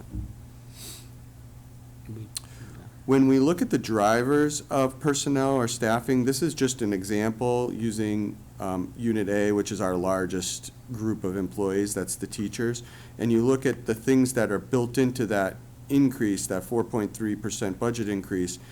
The contract has step increases, so for many teachers who haven't been here a long time, they get a step increase every year, and on average that's 4.5%. When we look at the number of employees, about 59% of the Unit A employees are at the maximum step, so they would not typically receive a step increase, and that's compared to 56% last year. So more of our staff are on that top step. As each year goes by, our staff is getting a little bit more experienced. And when you look at the cost of those employees, 59% of the employees is actually 66% of the total salaries, because they're the most highly paid teachers, so the percentage is higher when you look at the percent of actual salaries. Now, next year is the third year of the contract. It's the final year of the Unit A contract, and there is, in this year, an additional top or maximum step. So typically you wouldn't see that, but now we're going to be going from 13 steps to 14% steps, and that allows all of that 59% of employees to receive an extra 3.25% next year. So it's a significant driver in the cost of salaries for next year. It costs about $855,000. Of course, we've known about it for 3 years because it was planned in the contract. But those 59% of people will be getting the COLA of 3.25% plus that step. And we're still covering this with the decreases we're seeing in the expenses. So we're still covering this in the 2.96% increase. Other things for Unit A teachers are column transfers, so they can always move from a bachelor's to a master's, or a master's to a doctorate, or steps in between that, like master's plus 30 or 45. And overall, the cost of living increase, so all of that unit gets a 3.25% for FY27. That's very typical to have a cost of living increase in a teacher's contract. There's other types of increases. We have a stipend committee right now. We're looking at sort of equity between stipends, what types of stipends are out there, reimbursements, other types of things like that, which also make up part of it. But that's just an overview of the drivers that go into the salary costs. Without any changes in staffing levels, these are the drivers. This was what we showed in December as well. It's just a summary by the DESE function. So you can see the largest increase in the budget is on the 2000 instructional line. That's where anything related to the classroom, including all of the teachers, including all the supplies, anything classroom related. There's some other modest increases in other areas, and then there's a large decrease on the 9000s for tuition. The rest of the slides just give more detail on that. Again, we're not really adding FTEs, so you can go through that and look at it, but we already went over it in December. Excellent. Questions, comments, concerns from the committee on the, hang on one second, personnel portion of the budget and cost drivers.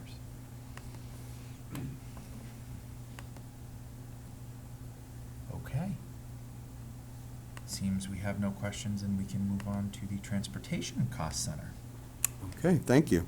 So this is an overview of the Transportation Department, operations, as well as the budget. I would just say we have an amazing department. The director, Mr. Alan Bishop, he does an amazing job, and we have a great support there. We have Valerie, our transportation analyst, which has been a really important position, and she does a lot towards helping assemble these presentations.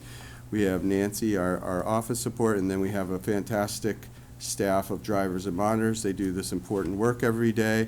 Our goal is to get the students safely to school on time so that they can participate in the full instruction that we talked about earlier. This document's an overview of the Transportation Department. It'll show some student numbers, some budget allocations, and talk about some of the challenges. So when we look at the Transportation Department, these are the types of transportation that we have under that umbrella. So special education, we do in-house. We transport students who have IEPs. That includes in-district students, out-of-district students, as well as homeless and foster care students. Not exactly on IEPs, but those have certain carve-outs that we are mandated to transport those students.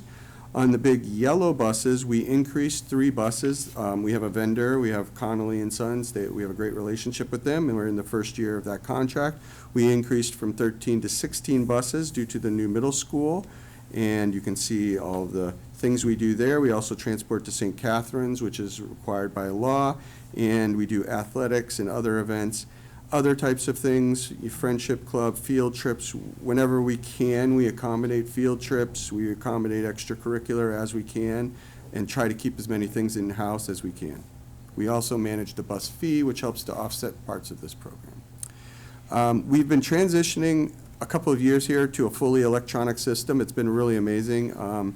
Valerie Bishop has been crucial in doing that, and we're now able to provide much more accurate and consistent numbers. I guess the main thing with that is to say the caveat. When you see the comparisons of student numbers, the last few years we have much more confidence in than the earlier years. We still report them, but we really have tightened up our electronic systems, and we know about the in-district, the out-of-district, and the other students. We can now track all of the regular Connolly students. We do that in Aspen with their assigned bus numbers, so schools can see those students and where they're assigned. And additionally, we're also tracking our field trips now, so that's very important, and all of the fee information as well.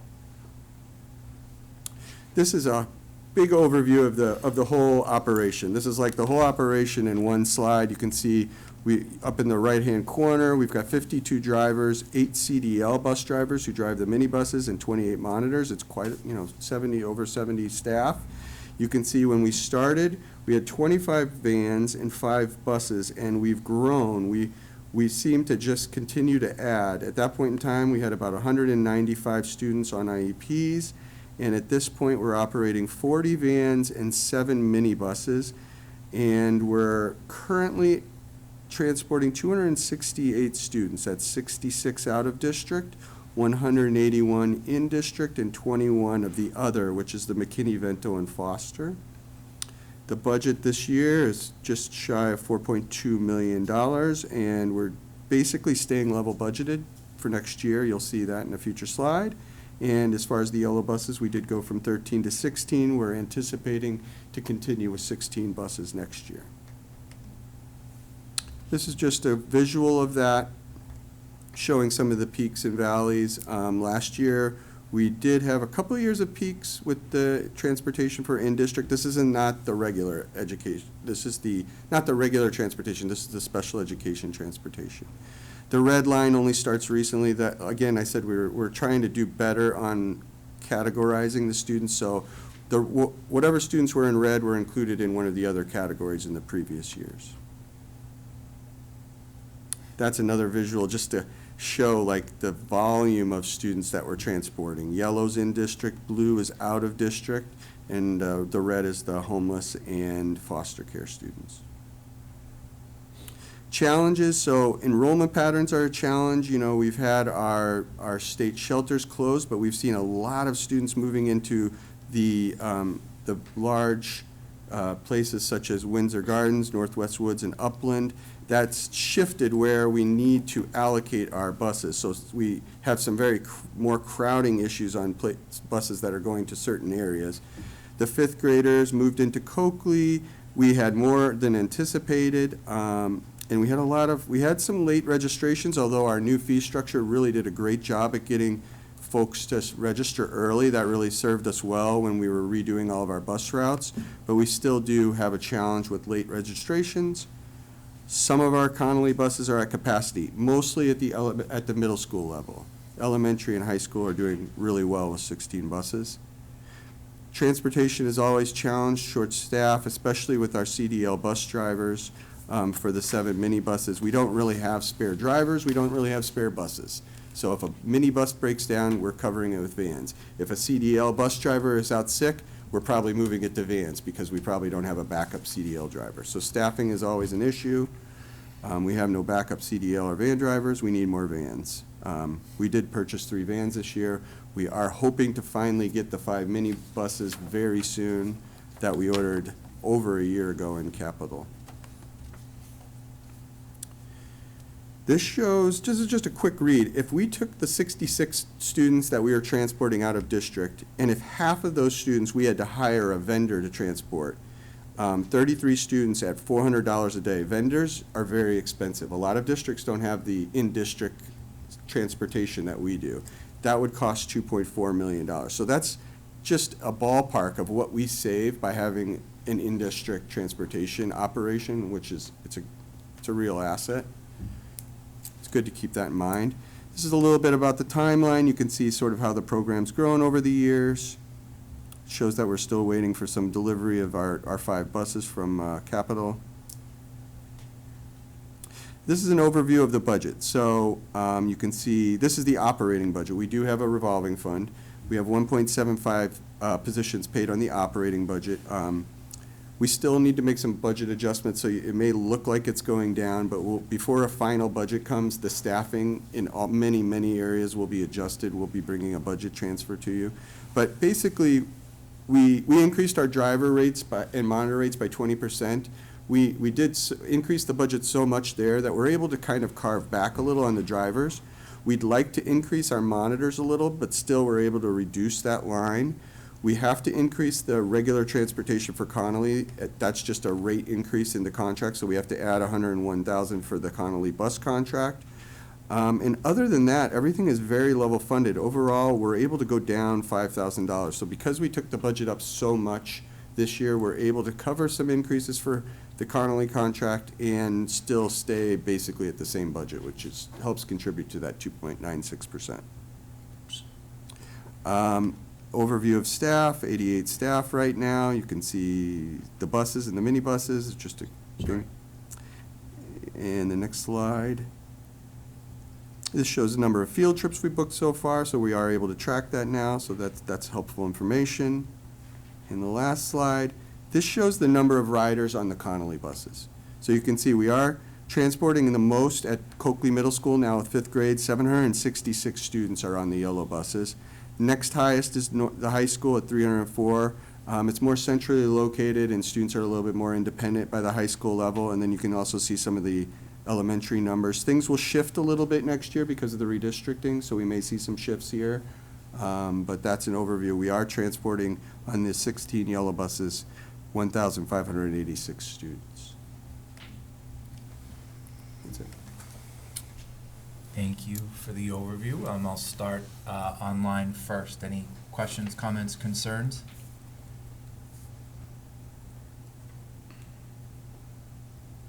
Hearing, seeing none. Joan, anything? Nope. I do not have any either. Thank you for sharing the cost center, cost driver overviews. Dr. Luff, do you have any final words before we move on? Just thank you, Mr. Mannion. You know, obviously the cost centers are dynamic and there's a lot to it, so I really appreciate you breaking it down the way you did. Thank you. All right. So moving right along to the last thing in budget, Ms. Kate Davy, if I can invite you up, and Dr. Munoz, still online, for the Student Services Cost Center review. Good evening. Good evening. How How you are doing? you? I'm well, how are you? Happy New Year to you. Thank you. Same. So Student Services, thank you for having me. You can just go right to the next slide. Major factors in the Student Services budget would be, and drivers would be the special education services for students are required by both federal and state law. Our staffing needs, our out-of-district costs, which Mr. Mannion just went through. Grants and revolving accounts, ensuring integrity of our in-district programming, other state requirements, such as McKinney-Vento and our multilingual learners. Mental health needs, social emotional learning, mass health, transportation, significant disproportionality, and transition services. Those are major factors. This slide shows you our eligibility rates through the last years, the last 4 years. As you'll see, it took quite an uptick in 23 and 24, but we are back on the, headed back towards where we were in 22, which I think is a great indicator. It does show you, the orange is the full inclusion, that's 80% or more in the general ed classroom. The green is partial inclusion, 40 to 79% in the general ed classroom. Substantially separate is less than 40%. And then the smallest is the purple, which is our out-of-district students. Just these percentages, this is how the state defines those terms. Right.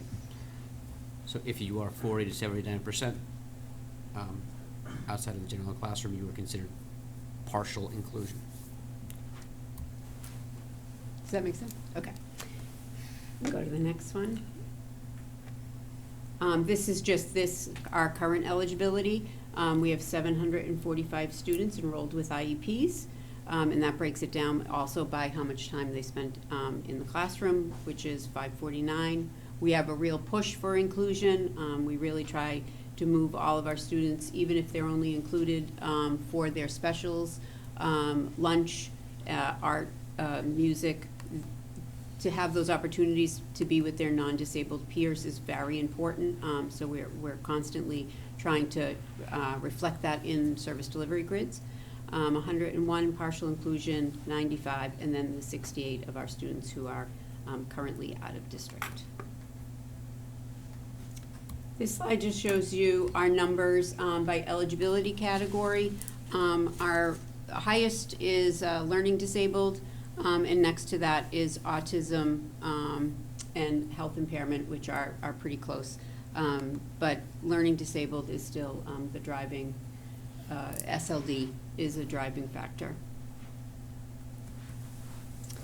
These are our programs and services. 100% of our students that have individual programming needs, we base those on their goals and accommodations that are required per their IEP.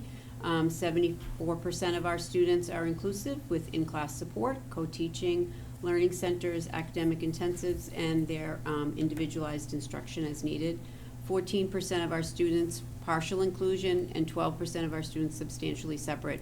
You will see duplication in programming in those two numbers because it's dependent on the student. You could have two students in the same program, but due to their individual education plan and their services, one would fall under partial inclusion and one would fall under substantially separate. Oftentimes when we have students move in who are coming into one of our programs, they do start in more in the classroom in that substantially separate, and then we slowly introduce them into the gen ed, so they'll be successful. This slide shows trends in enrollment in this last year. We had 64 move-ins with IEPs. Seven of them came with out-of-district placements already on the IEP that we were required to continue. 18 of those students with services required in-district programming, which does come at a higher level of staffing with paraprofessionals. So that's an impact. And 3 documented students moved in with one-to-one support needed. Their disabilities required support all throughout the day by an adult. At the same time, 55 students did withdraw. 45 of those were high school graduates with IEPs. 3 were out-of-district students, and 7 moved. This is our numbers over the last 3 years for out-of-district. We are now back towards our 2023 numbers. So we are continually working, as the audit showed, to build our programs, to build our skills and strategies to have students be able to stay, as well as when we do start to talk out of district with families, we immediately start to talk about what the entry criteria would be for them to come back. What do we need to build in district? What do we need to learn about the student that we are able to then service their needs in Norwood? You'll see both with the ELE slides and the special ed slides that we're focusing on the October 1 counts, because these are fluid numbers. They'll go up and down, and we want folks to be able to look at the DESI website and see the same numbers, right? So and this is what DESI will use for financing and those kind of pieces too. Elements impacting out-of-district placements would be our increased need for alternative placements. We have had some discipline such that their legal and conduct issues have resulted in an expansion for referrals. Complex student profiles, comorbidity of significant mental health with autism, or autism with significant behaviors. That has resulted in staff injuries, or escalating incidents has required them to need a more restrictive environment outside of Norwood. Enhancing our program quality, so implementation of the recommendations from academic discoveries in our audit. We have based a needs from the staff survey as well. We used that to do a very strong collaboration with nursing. I have a monthly meeting with Tova, as well as any time that we need to meet to talk, which has really helped in some of our students with more greater medical needs of whether they can stay in Norwood with the different issues that they have. We are building our program capacity to have students come back from out of district, especially for LEAD. We have 50 of our out of district students, 50% or above, are in high school or in transition programs of 18 to 22. So our out of district population is really getting much older. So as they age, we need to be ready for them to return should they need transition program 18 to 22. So really working on that program.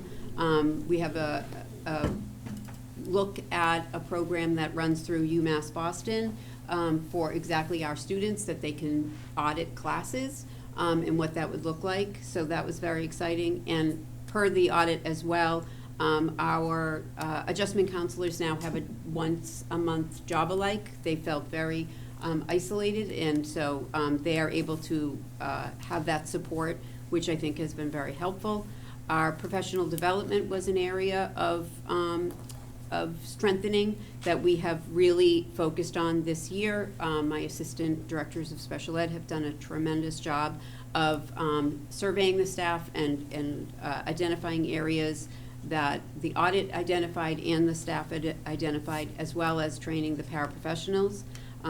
We are doing a continuous look at caseloads, especially with related services, so that where there is a need for more, is there a capacity for another related service provider whose caseload is going down in some of the smaller schools. So we're constantly looking. We just made a switch recently for speech, which I think was in the benefit of our students and in the staff to have continuity.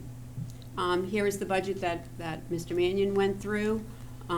We have some 3 residential students who will be aging out, and those are reflected there in the decrease of the overall budget for FY27. And then the last slide would be our budget summary for student services. I flew through it.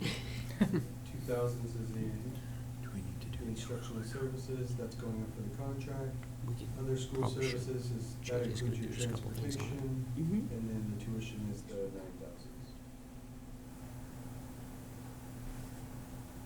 Do you want to take questions on special ed? Do you want to have Dr. Munoz do that? No, let's, questions, comments, concerns for the special education portion? Yes, Judith? I have one quick question, and this was when I was looking at the numbers compared, when the budget presentation happened in December, I looked at the out-of-district placement, it was like, what is it, 10 million? Oh, yeah, and I looked at how much we spend on, staff, and I thought, oh my gosh, we are spending so much money on out-of-district placement. I just wonder how our numbers compared to other similar school districts, and if our numbers are a lot higher, because it's a huge amount of money, and I didn't realize it until I saw the budget presentation in December. It's hard to decipher that, because you could have one residential placement that costs upward of $600,000, right? So, and that could be just a huge outlier, that shifts all these pieces. That said, 68, Right, I do know Dedham has 50. I know Seekonk, I was with them today, I think he said he had in the high 30s. Some of them, but they're a much smaller district than we are. I think some of the factors as well, is what are your in-district programs? A lot of districts send them out instead of building the programs. Some districts keep them in, or assign a one-to-one. Everybody has a different philosophy on it, so I think that's reflective in the numbers of what it looks like. It's not a hard set rule. Everybody has a different philosophy.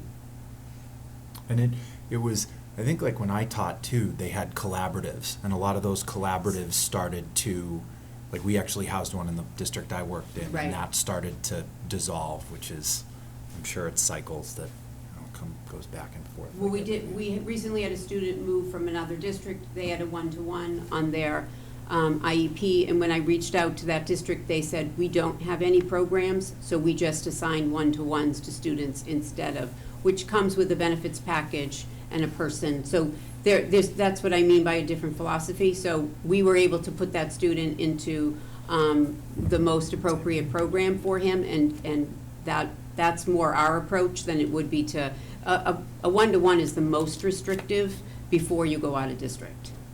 and I really like Ms. Davies' approach of developing the programs and the expertise within the programs to be able to support the students here, to be able to reduce those out-of-district numbers over time. Because they are high, let's be Yes. clear, they are Yeah. high, Yeah. and they need to be reduced, and I think that the things they've been putting into place have been doing that. Like, I think Ms. Davie has directed, our assistant director of out-of-district to look at 5 different students that are out-of-district, consider what they can do to bring them back, right? What we can do to bring them back into the programs. And do you want to talk a little about what you're doing for when students are going out of district a little bit?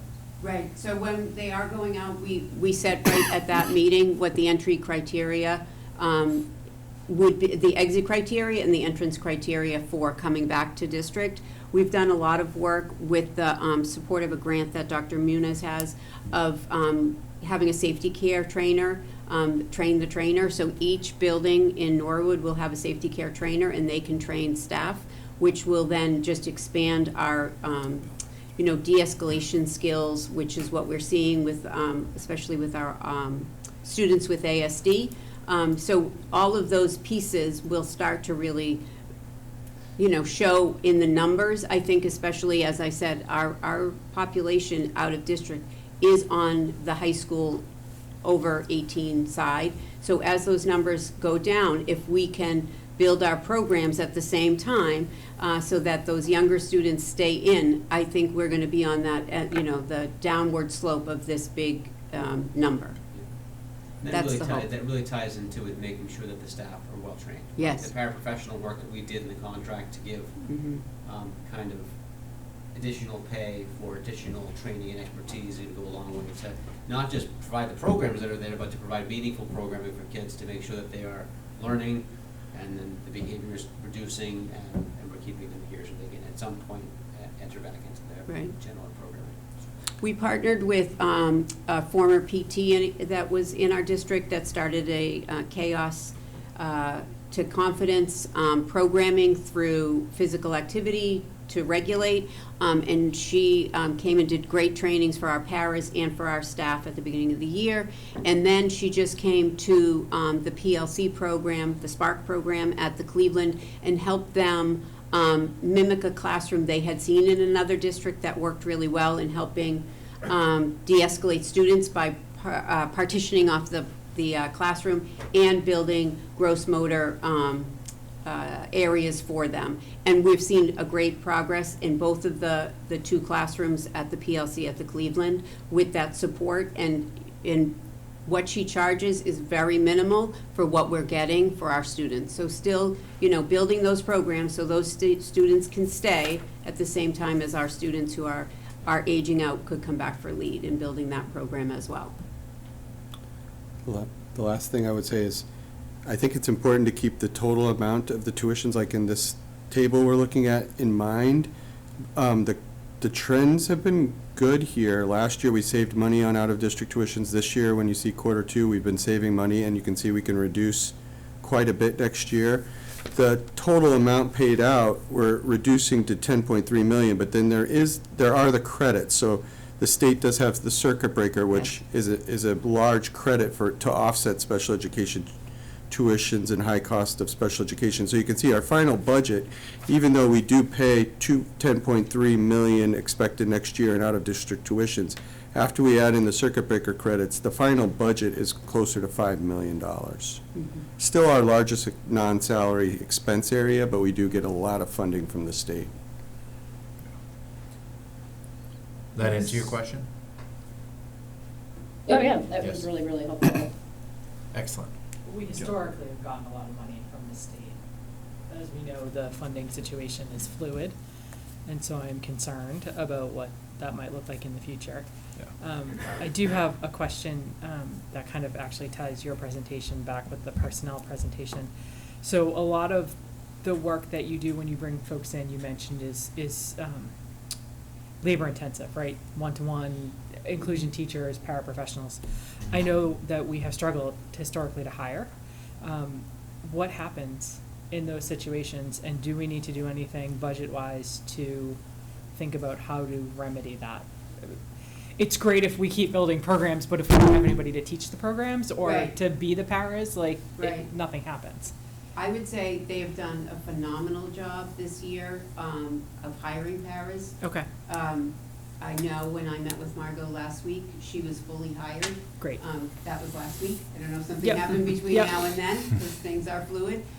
But everybody was having more success this year, that we hadn't had to go to outside resources.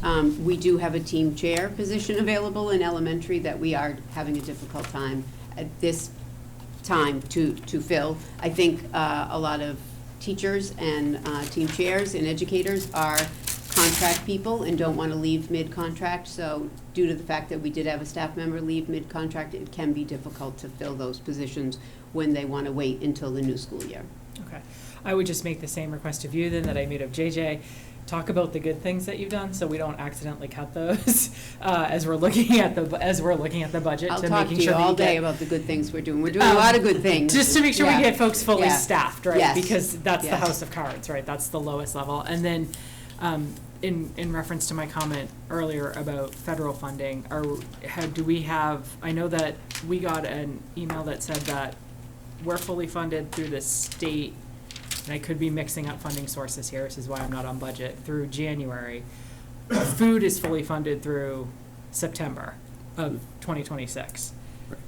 What happens, how does that impact all of this at the end of January? So my understanding was we're good with IDEA Yeah. through the end of this fiscal year. All Okay. all of the 26 grants Very good. were part of the Mhm. federal 25 budget. So they should be solid, our 26 grants. And they're starting, I think we did a presentation on this, I mean, I don't know if these are mixing up, but, my understanding is the new legislation is going through for hopefully full funding again for FY '27. There are questions on whether or not title funds will be on the board for FY '27. Mhm. But IDEA and both the House and the Senate at the federal level were level funded at least. Okay, great. And we can, we have a grant report, I think, at the next school committee, but there's, the federal 26 budget would become the 27 grants, and there's some indications about Title I, Title II, and Title III. Yeah. At least the Senate bill might have had some reductions in those, where the House bill did, one or the other. But not the special education federal funding, Okay. as far And as we've heard. I think for food too, like, we're good, but then we also have built up enough of a, like, reserve that we would have. Yeah, food couple was, I months. don't know if you got that email that we got from Food- Mass, but food is funded through. When they funded this shutdown, they did fund the federal school lunch program for a full year. Okay, Yes. great. But it was the other things that, if they don't pass another continuing resolution by the end of Yes. January, we could, all of us potentially be in another shutdown, but that shutdown can't affect the school lunch. Perfect. And it won't affect, What can it affect? again, it will be like Head Start and things like that we saw earlier on, and still that budget discussion will affect grants that are coming for the next year's grant cycle. Okay. This year's grant cycle is solid. Okay, Great. got it. Thank you. Thank you. Any other questions on the student services side? Special ed student services side? Okay. Thank you. Thank you. JJ, I will turn it over to you for the ELL. Right, I'll be brief. So, go ahead, next slide, please.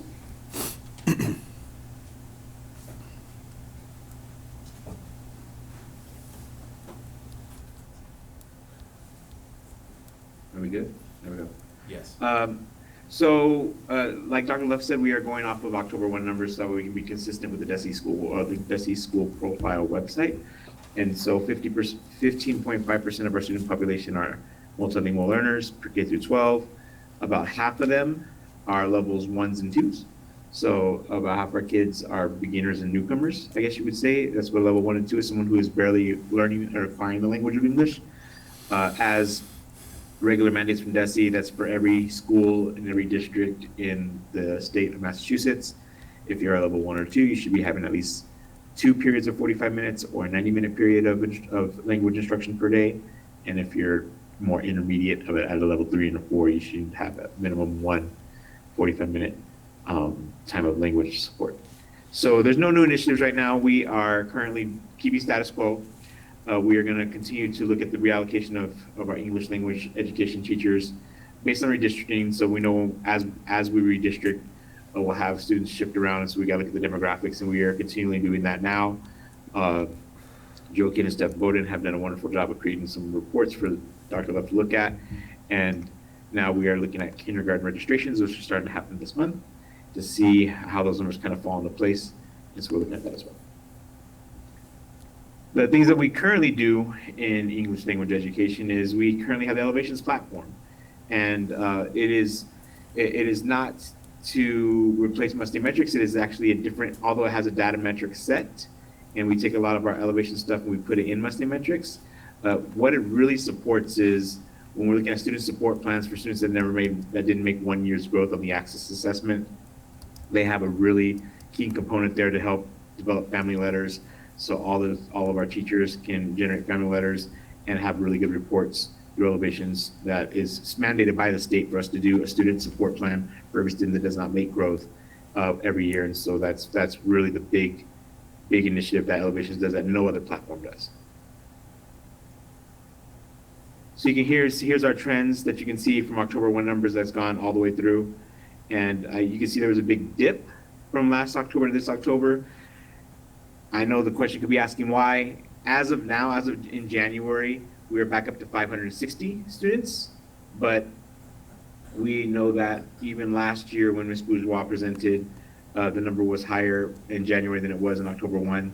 So there was a trend. Some of that, when talking to some school leaders and talking to some people in the district, we're looking at, there's two or three things that stick out. One is the ICE initiative, right? So maybe kids and families are not coming to school. We did see a slight drop in the high school numbers as well as the kindergarten numbers this year, at least for October 1. So that may explain it a little bit. So we normally have a bigger group of kindergartners that are multilingual learners come in, and we normally have a sustained number of multilingual learners in high school. And it could be because either them tested out or there just wasn't as many students that came back to school this year that withdrew. Just a visual graph right here. If you can see the same numbers you just saw on the chart, but this is a visual, representation of that. And then you can see across the schools right here what the trends are, right? So like I said, if you see the high school, it's 26 less students than we normally have, and you see the Willett took a little bit of a dip too as well. But you can see every school kind of spread it out across the way when you had that 492 versus the 592 versus the 540. And then Sean, do you want to say anything about the budget? Nope. As with everything else, staff is level funded, and we still need to make some adjustments in our 26 budget. It should make some of the trends look a little better, like the trend on the ELE teachers increasing by 8.8%. That's not really what the contract's going up by, but before we get to the final budget, it should look more in line with the 4 to 5%. And we are able to take down our budget for translations and interpretations by 10,000. We increased it a bit going into this year to 80, and we can take that down to 70,000. Happy to answer any questions. Questions, comments, concerns from the committee? We'll start online.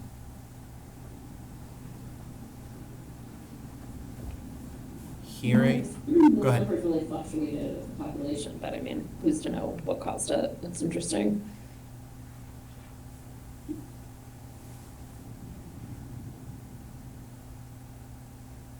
Was that just a question? Thanks for comment. Oh, okay. Nothing? Okay. Alrighty.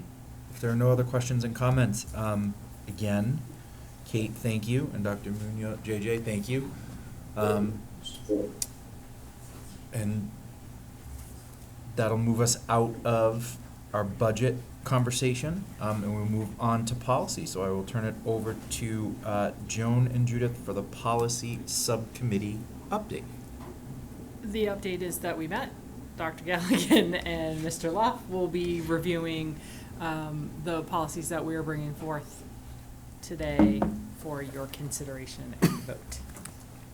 And we do not have a next meeting scheduled. We have a scheduling conflict that we need to work out. Excellent. Judith, anything else to add before we go? Or turn it I over didn't get to participate because I had Oh. upper respiratory cold, but Oh, okay. My apologies. Never Falling out. asleep at the wheel here. So I will turn this over to Dr. Luff and Dr.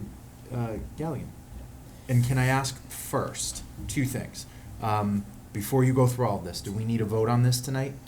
So you will. There will be a few things on this tonight. There are going to be, the first part of this policy update are actually updates that are non-substantive grammatical or language changes. That is policies A through H in this memo. Those are actually within your consent agenda tonight because they are minor updates for, that'll be voted. Meeting efficiencies. There are there's one updated policy, which will need a vote tonight, that is in there, and that is GBEBC, which is the GBEBC. the final review and approve updated policy. It's the last part of this agenda before the consent agenda. The remainder of the policies, policies 4 through 8. New policies and one policy for abolishment. Yep, there'll be policies for the new that will have to go out for public input. And then there's one policy for abolishment that is also in your Consent agenda. consent agenda.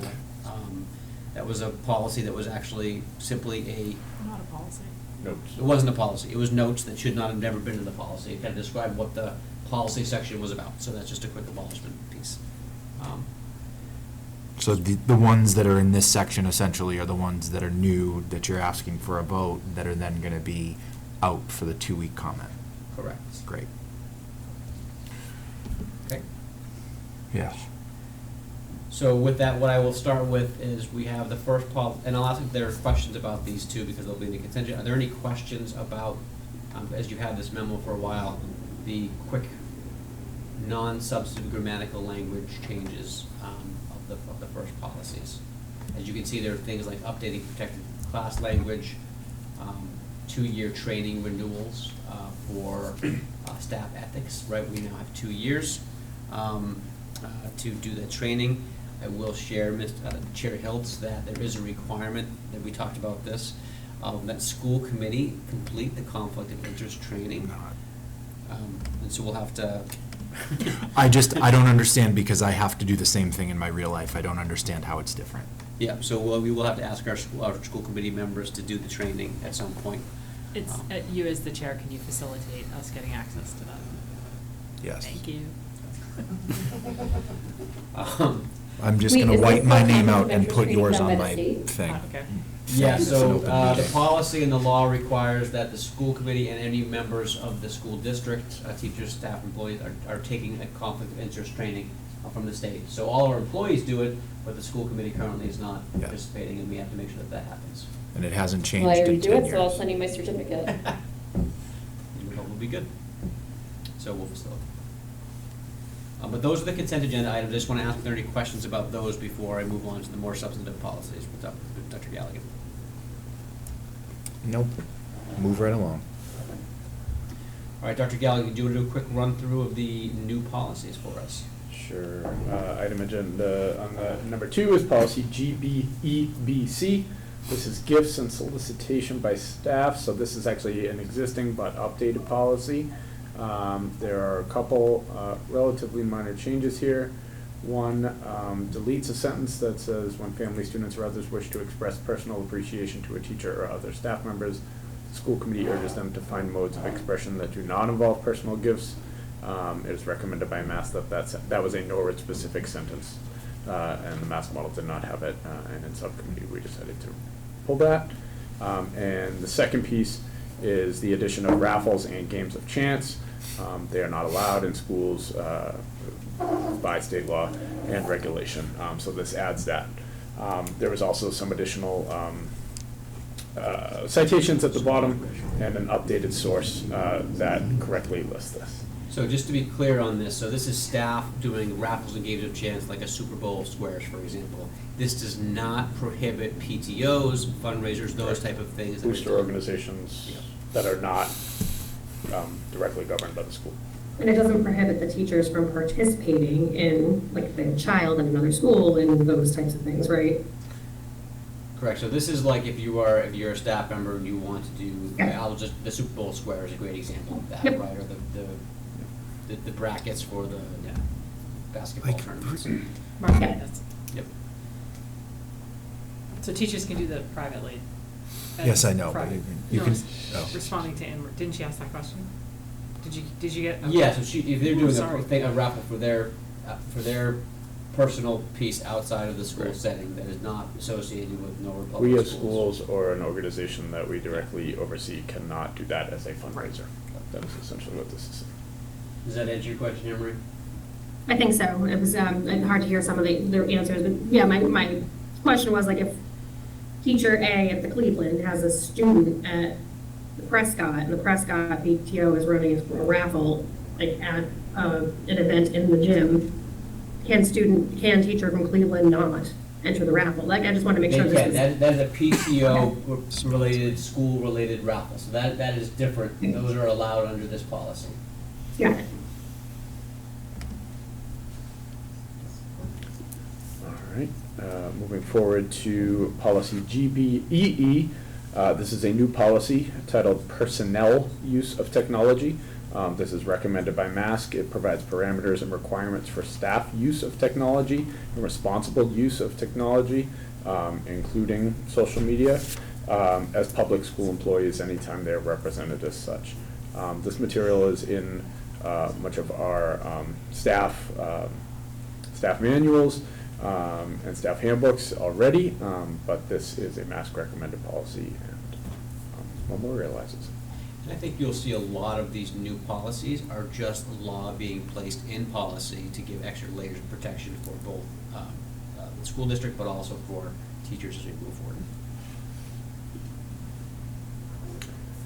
Policy GCJ is professional teacher status. Again, this is mentioned by law. It is also covered in our teachers' contracts, but it basically provides legal definition and processes for obtaining professional teacher status, of which could happen. The superintendent can make that happen any time after year 1, all the way up to the end of year 3. This is a MASC recommended policy. I'll also share that Dr. Giblin asked at our policy sub that these policies that associate with our professional staff or support staff, that we talk to our union leadership about those. I did speak with both the Unit A leadership as well as the Unit 50 leadership and support staff about these policies, as you asked. So. And you'll see that in most of the following ones, the cross-reference is actually the contract, right? So whatever the appropriate contract is. Policy GCK is professional staff assignments and transfers. Again, a new policy. It will require the 2-week public input period. Provides guidance regarding the transfer process for teachers. It aligns with our existing contracts, but it just describes so that all are familiar with it and listed as a policy here. Similarly, policy GCO, new policy requiring public input. It provides the legal requirements for professional staff evaluation and aligns with contractual requirements. It talks about the various requirements for evaluation, who does the evaluation, what the responsibilities of all parties are, and again, cross-references the appropriate contract.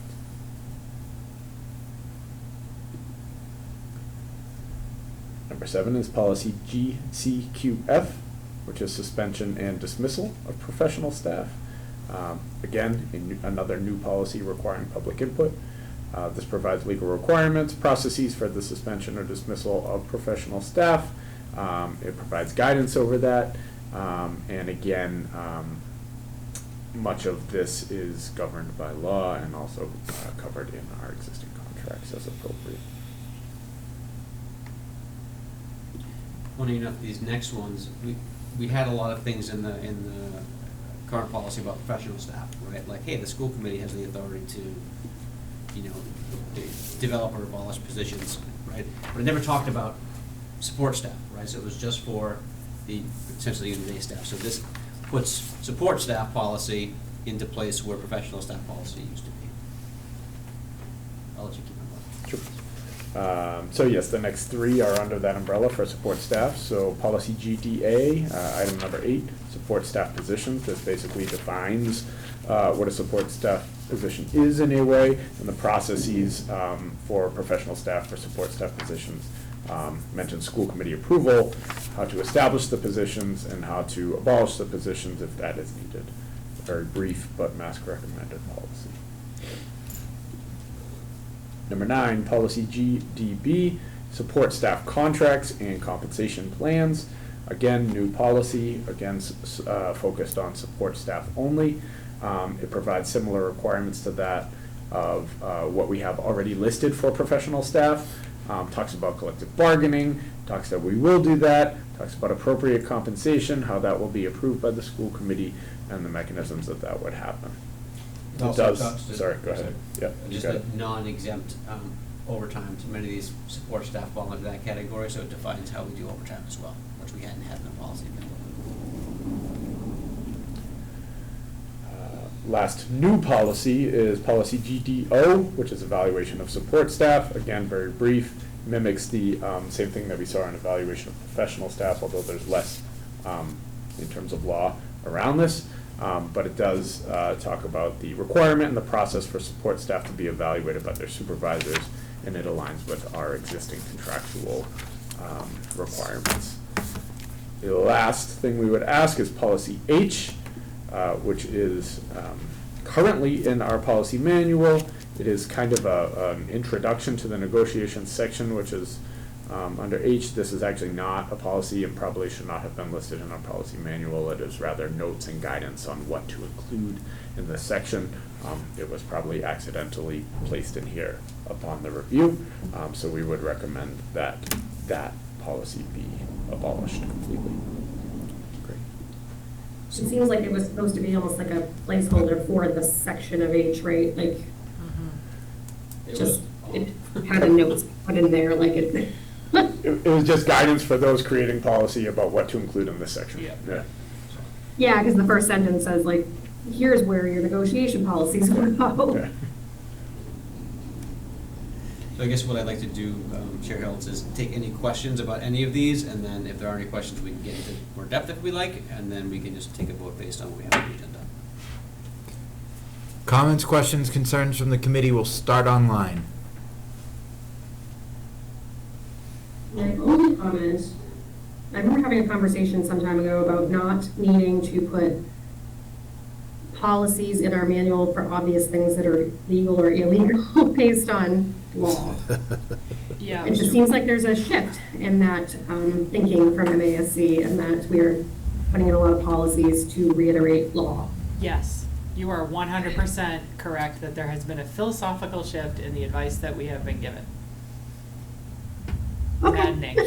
So next year, maybe they'll shift back. Just- And what I can share there too is, I mean, for example, suspension and dismissal of professional staff, right? So I know the law behind that, right? I know there's a certain amount of due process that has to be given, right? But there's nothing in our policies anywhere that show the staff or us or our administrators that we have to do those things, right? So this is actually in daily life a better model to have, because we can see it, our administrators, our principals can see what has to be done. So they're not making decisions, right, without having that kind of piece there. And the union and the teachers can see that too and say, well, these are some of the rights that I have. So it's that extra layer of protection and support for, I think, our people on the ground, that's helpful for them as well. So I think it's a helpful piece too.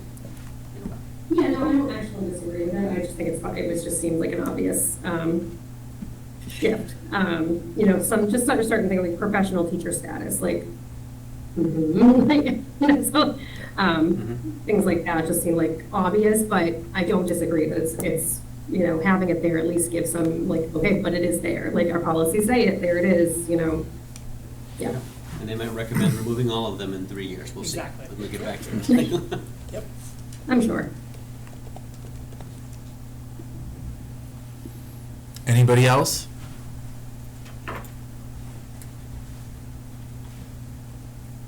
Okay. So I would like to make a motion Okay. to vote to approve the first readings of the new policies as outlined in the memo, as well as the revisions and deletions as recommended. Do I have a second? I'll second. Oh, Okay, I'll give Judith the second. Any further discussion? Hearing none, because we are hybrid, I do need to poll individually. I will start online based on who I see. Anne Marie, yes. Judith, Yes. Joan, Yes. and I am a yes. So that passes 4-0. Thank you. Thank you. Dr. Galligan, do you mind hanging around till the end? Because I have a question for you offline. Thank you. Okay, so Dr. Luff, we are finished with policy and we can move on to the consent agenda. And honestly, I think it's only the donations, Chair Hills, because you've actually already approved the second part of the consent agenda with the policies. Excellent. I don't like that we double dip. It's not efficient. I'm just kidding. You're fine. Pleasure of the committee. All right, there's a lot of them here. I will make a motion to approve the consent agenda, with special thank you to community committee for their gift of two $500 gift cards to the high school, Cleveland School, $500 gift card to the Willett, $500 gift card to Copley, $500 gift card to Lead, and $100 gift card from the Zamino family. Is that correct? Yes. Do I have a second? Sure. Okay, I'll give it to Judith as a second. Any further discussion? Hearing none, I will entertain a vote because we are hybrid. I will need to poll based on who I see first online. Judith, Yes. Emery, Yes. Joan. Yes. I am a yes as well, so the consent agenda passes 4-0. Thank you, members of the committee. And it is that time. School committee addenda. Judith, I will start with you. Nothing to add.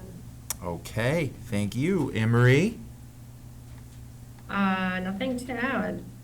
Okay. Joan? Happy New Year, everybody. That's all. Excellent. I have nothing to add as well, so that's almost a clean sweep. We will move into adjournment. Do I pledge of the committee? Don't you do the adjournment? Okay. Emery motions. Do I have a second? Judith, second. Hearing no further discussion, I will poll individually because we are hybrid. Judith? Yes. Emery? Yes. Joan? Yes. I am a yes as well. So just a reminder, our next school committee meeting will be Wednesday, January 28th. We will start an executive session, but the open meeting will be here at the Savage Center in Norwood, Mass. At 7 p.m. Have a wonderful evening.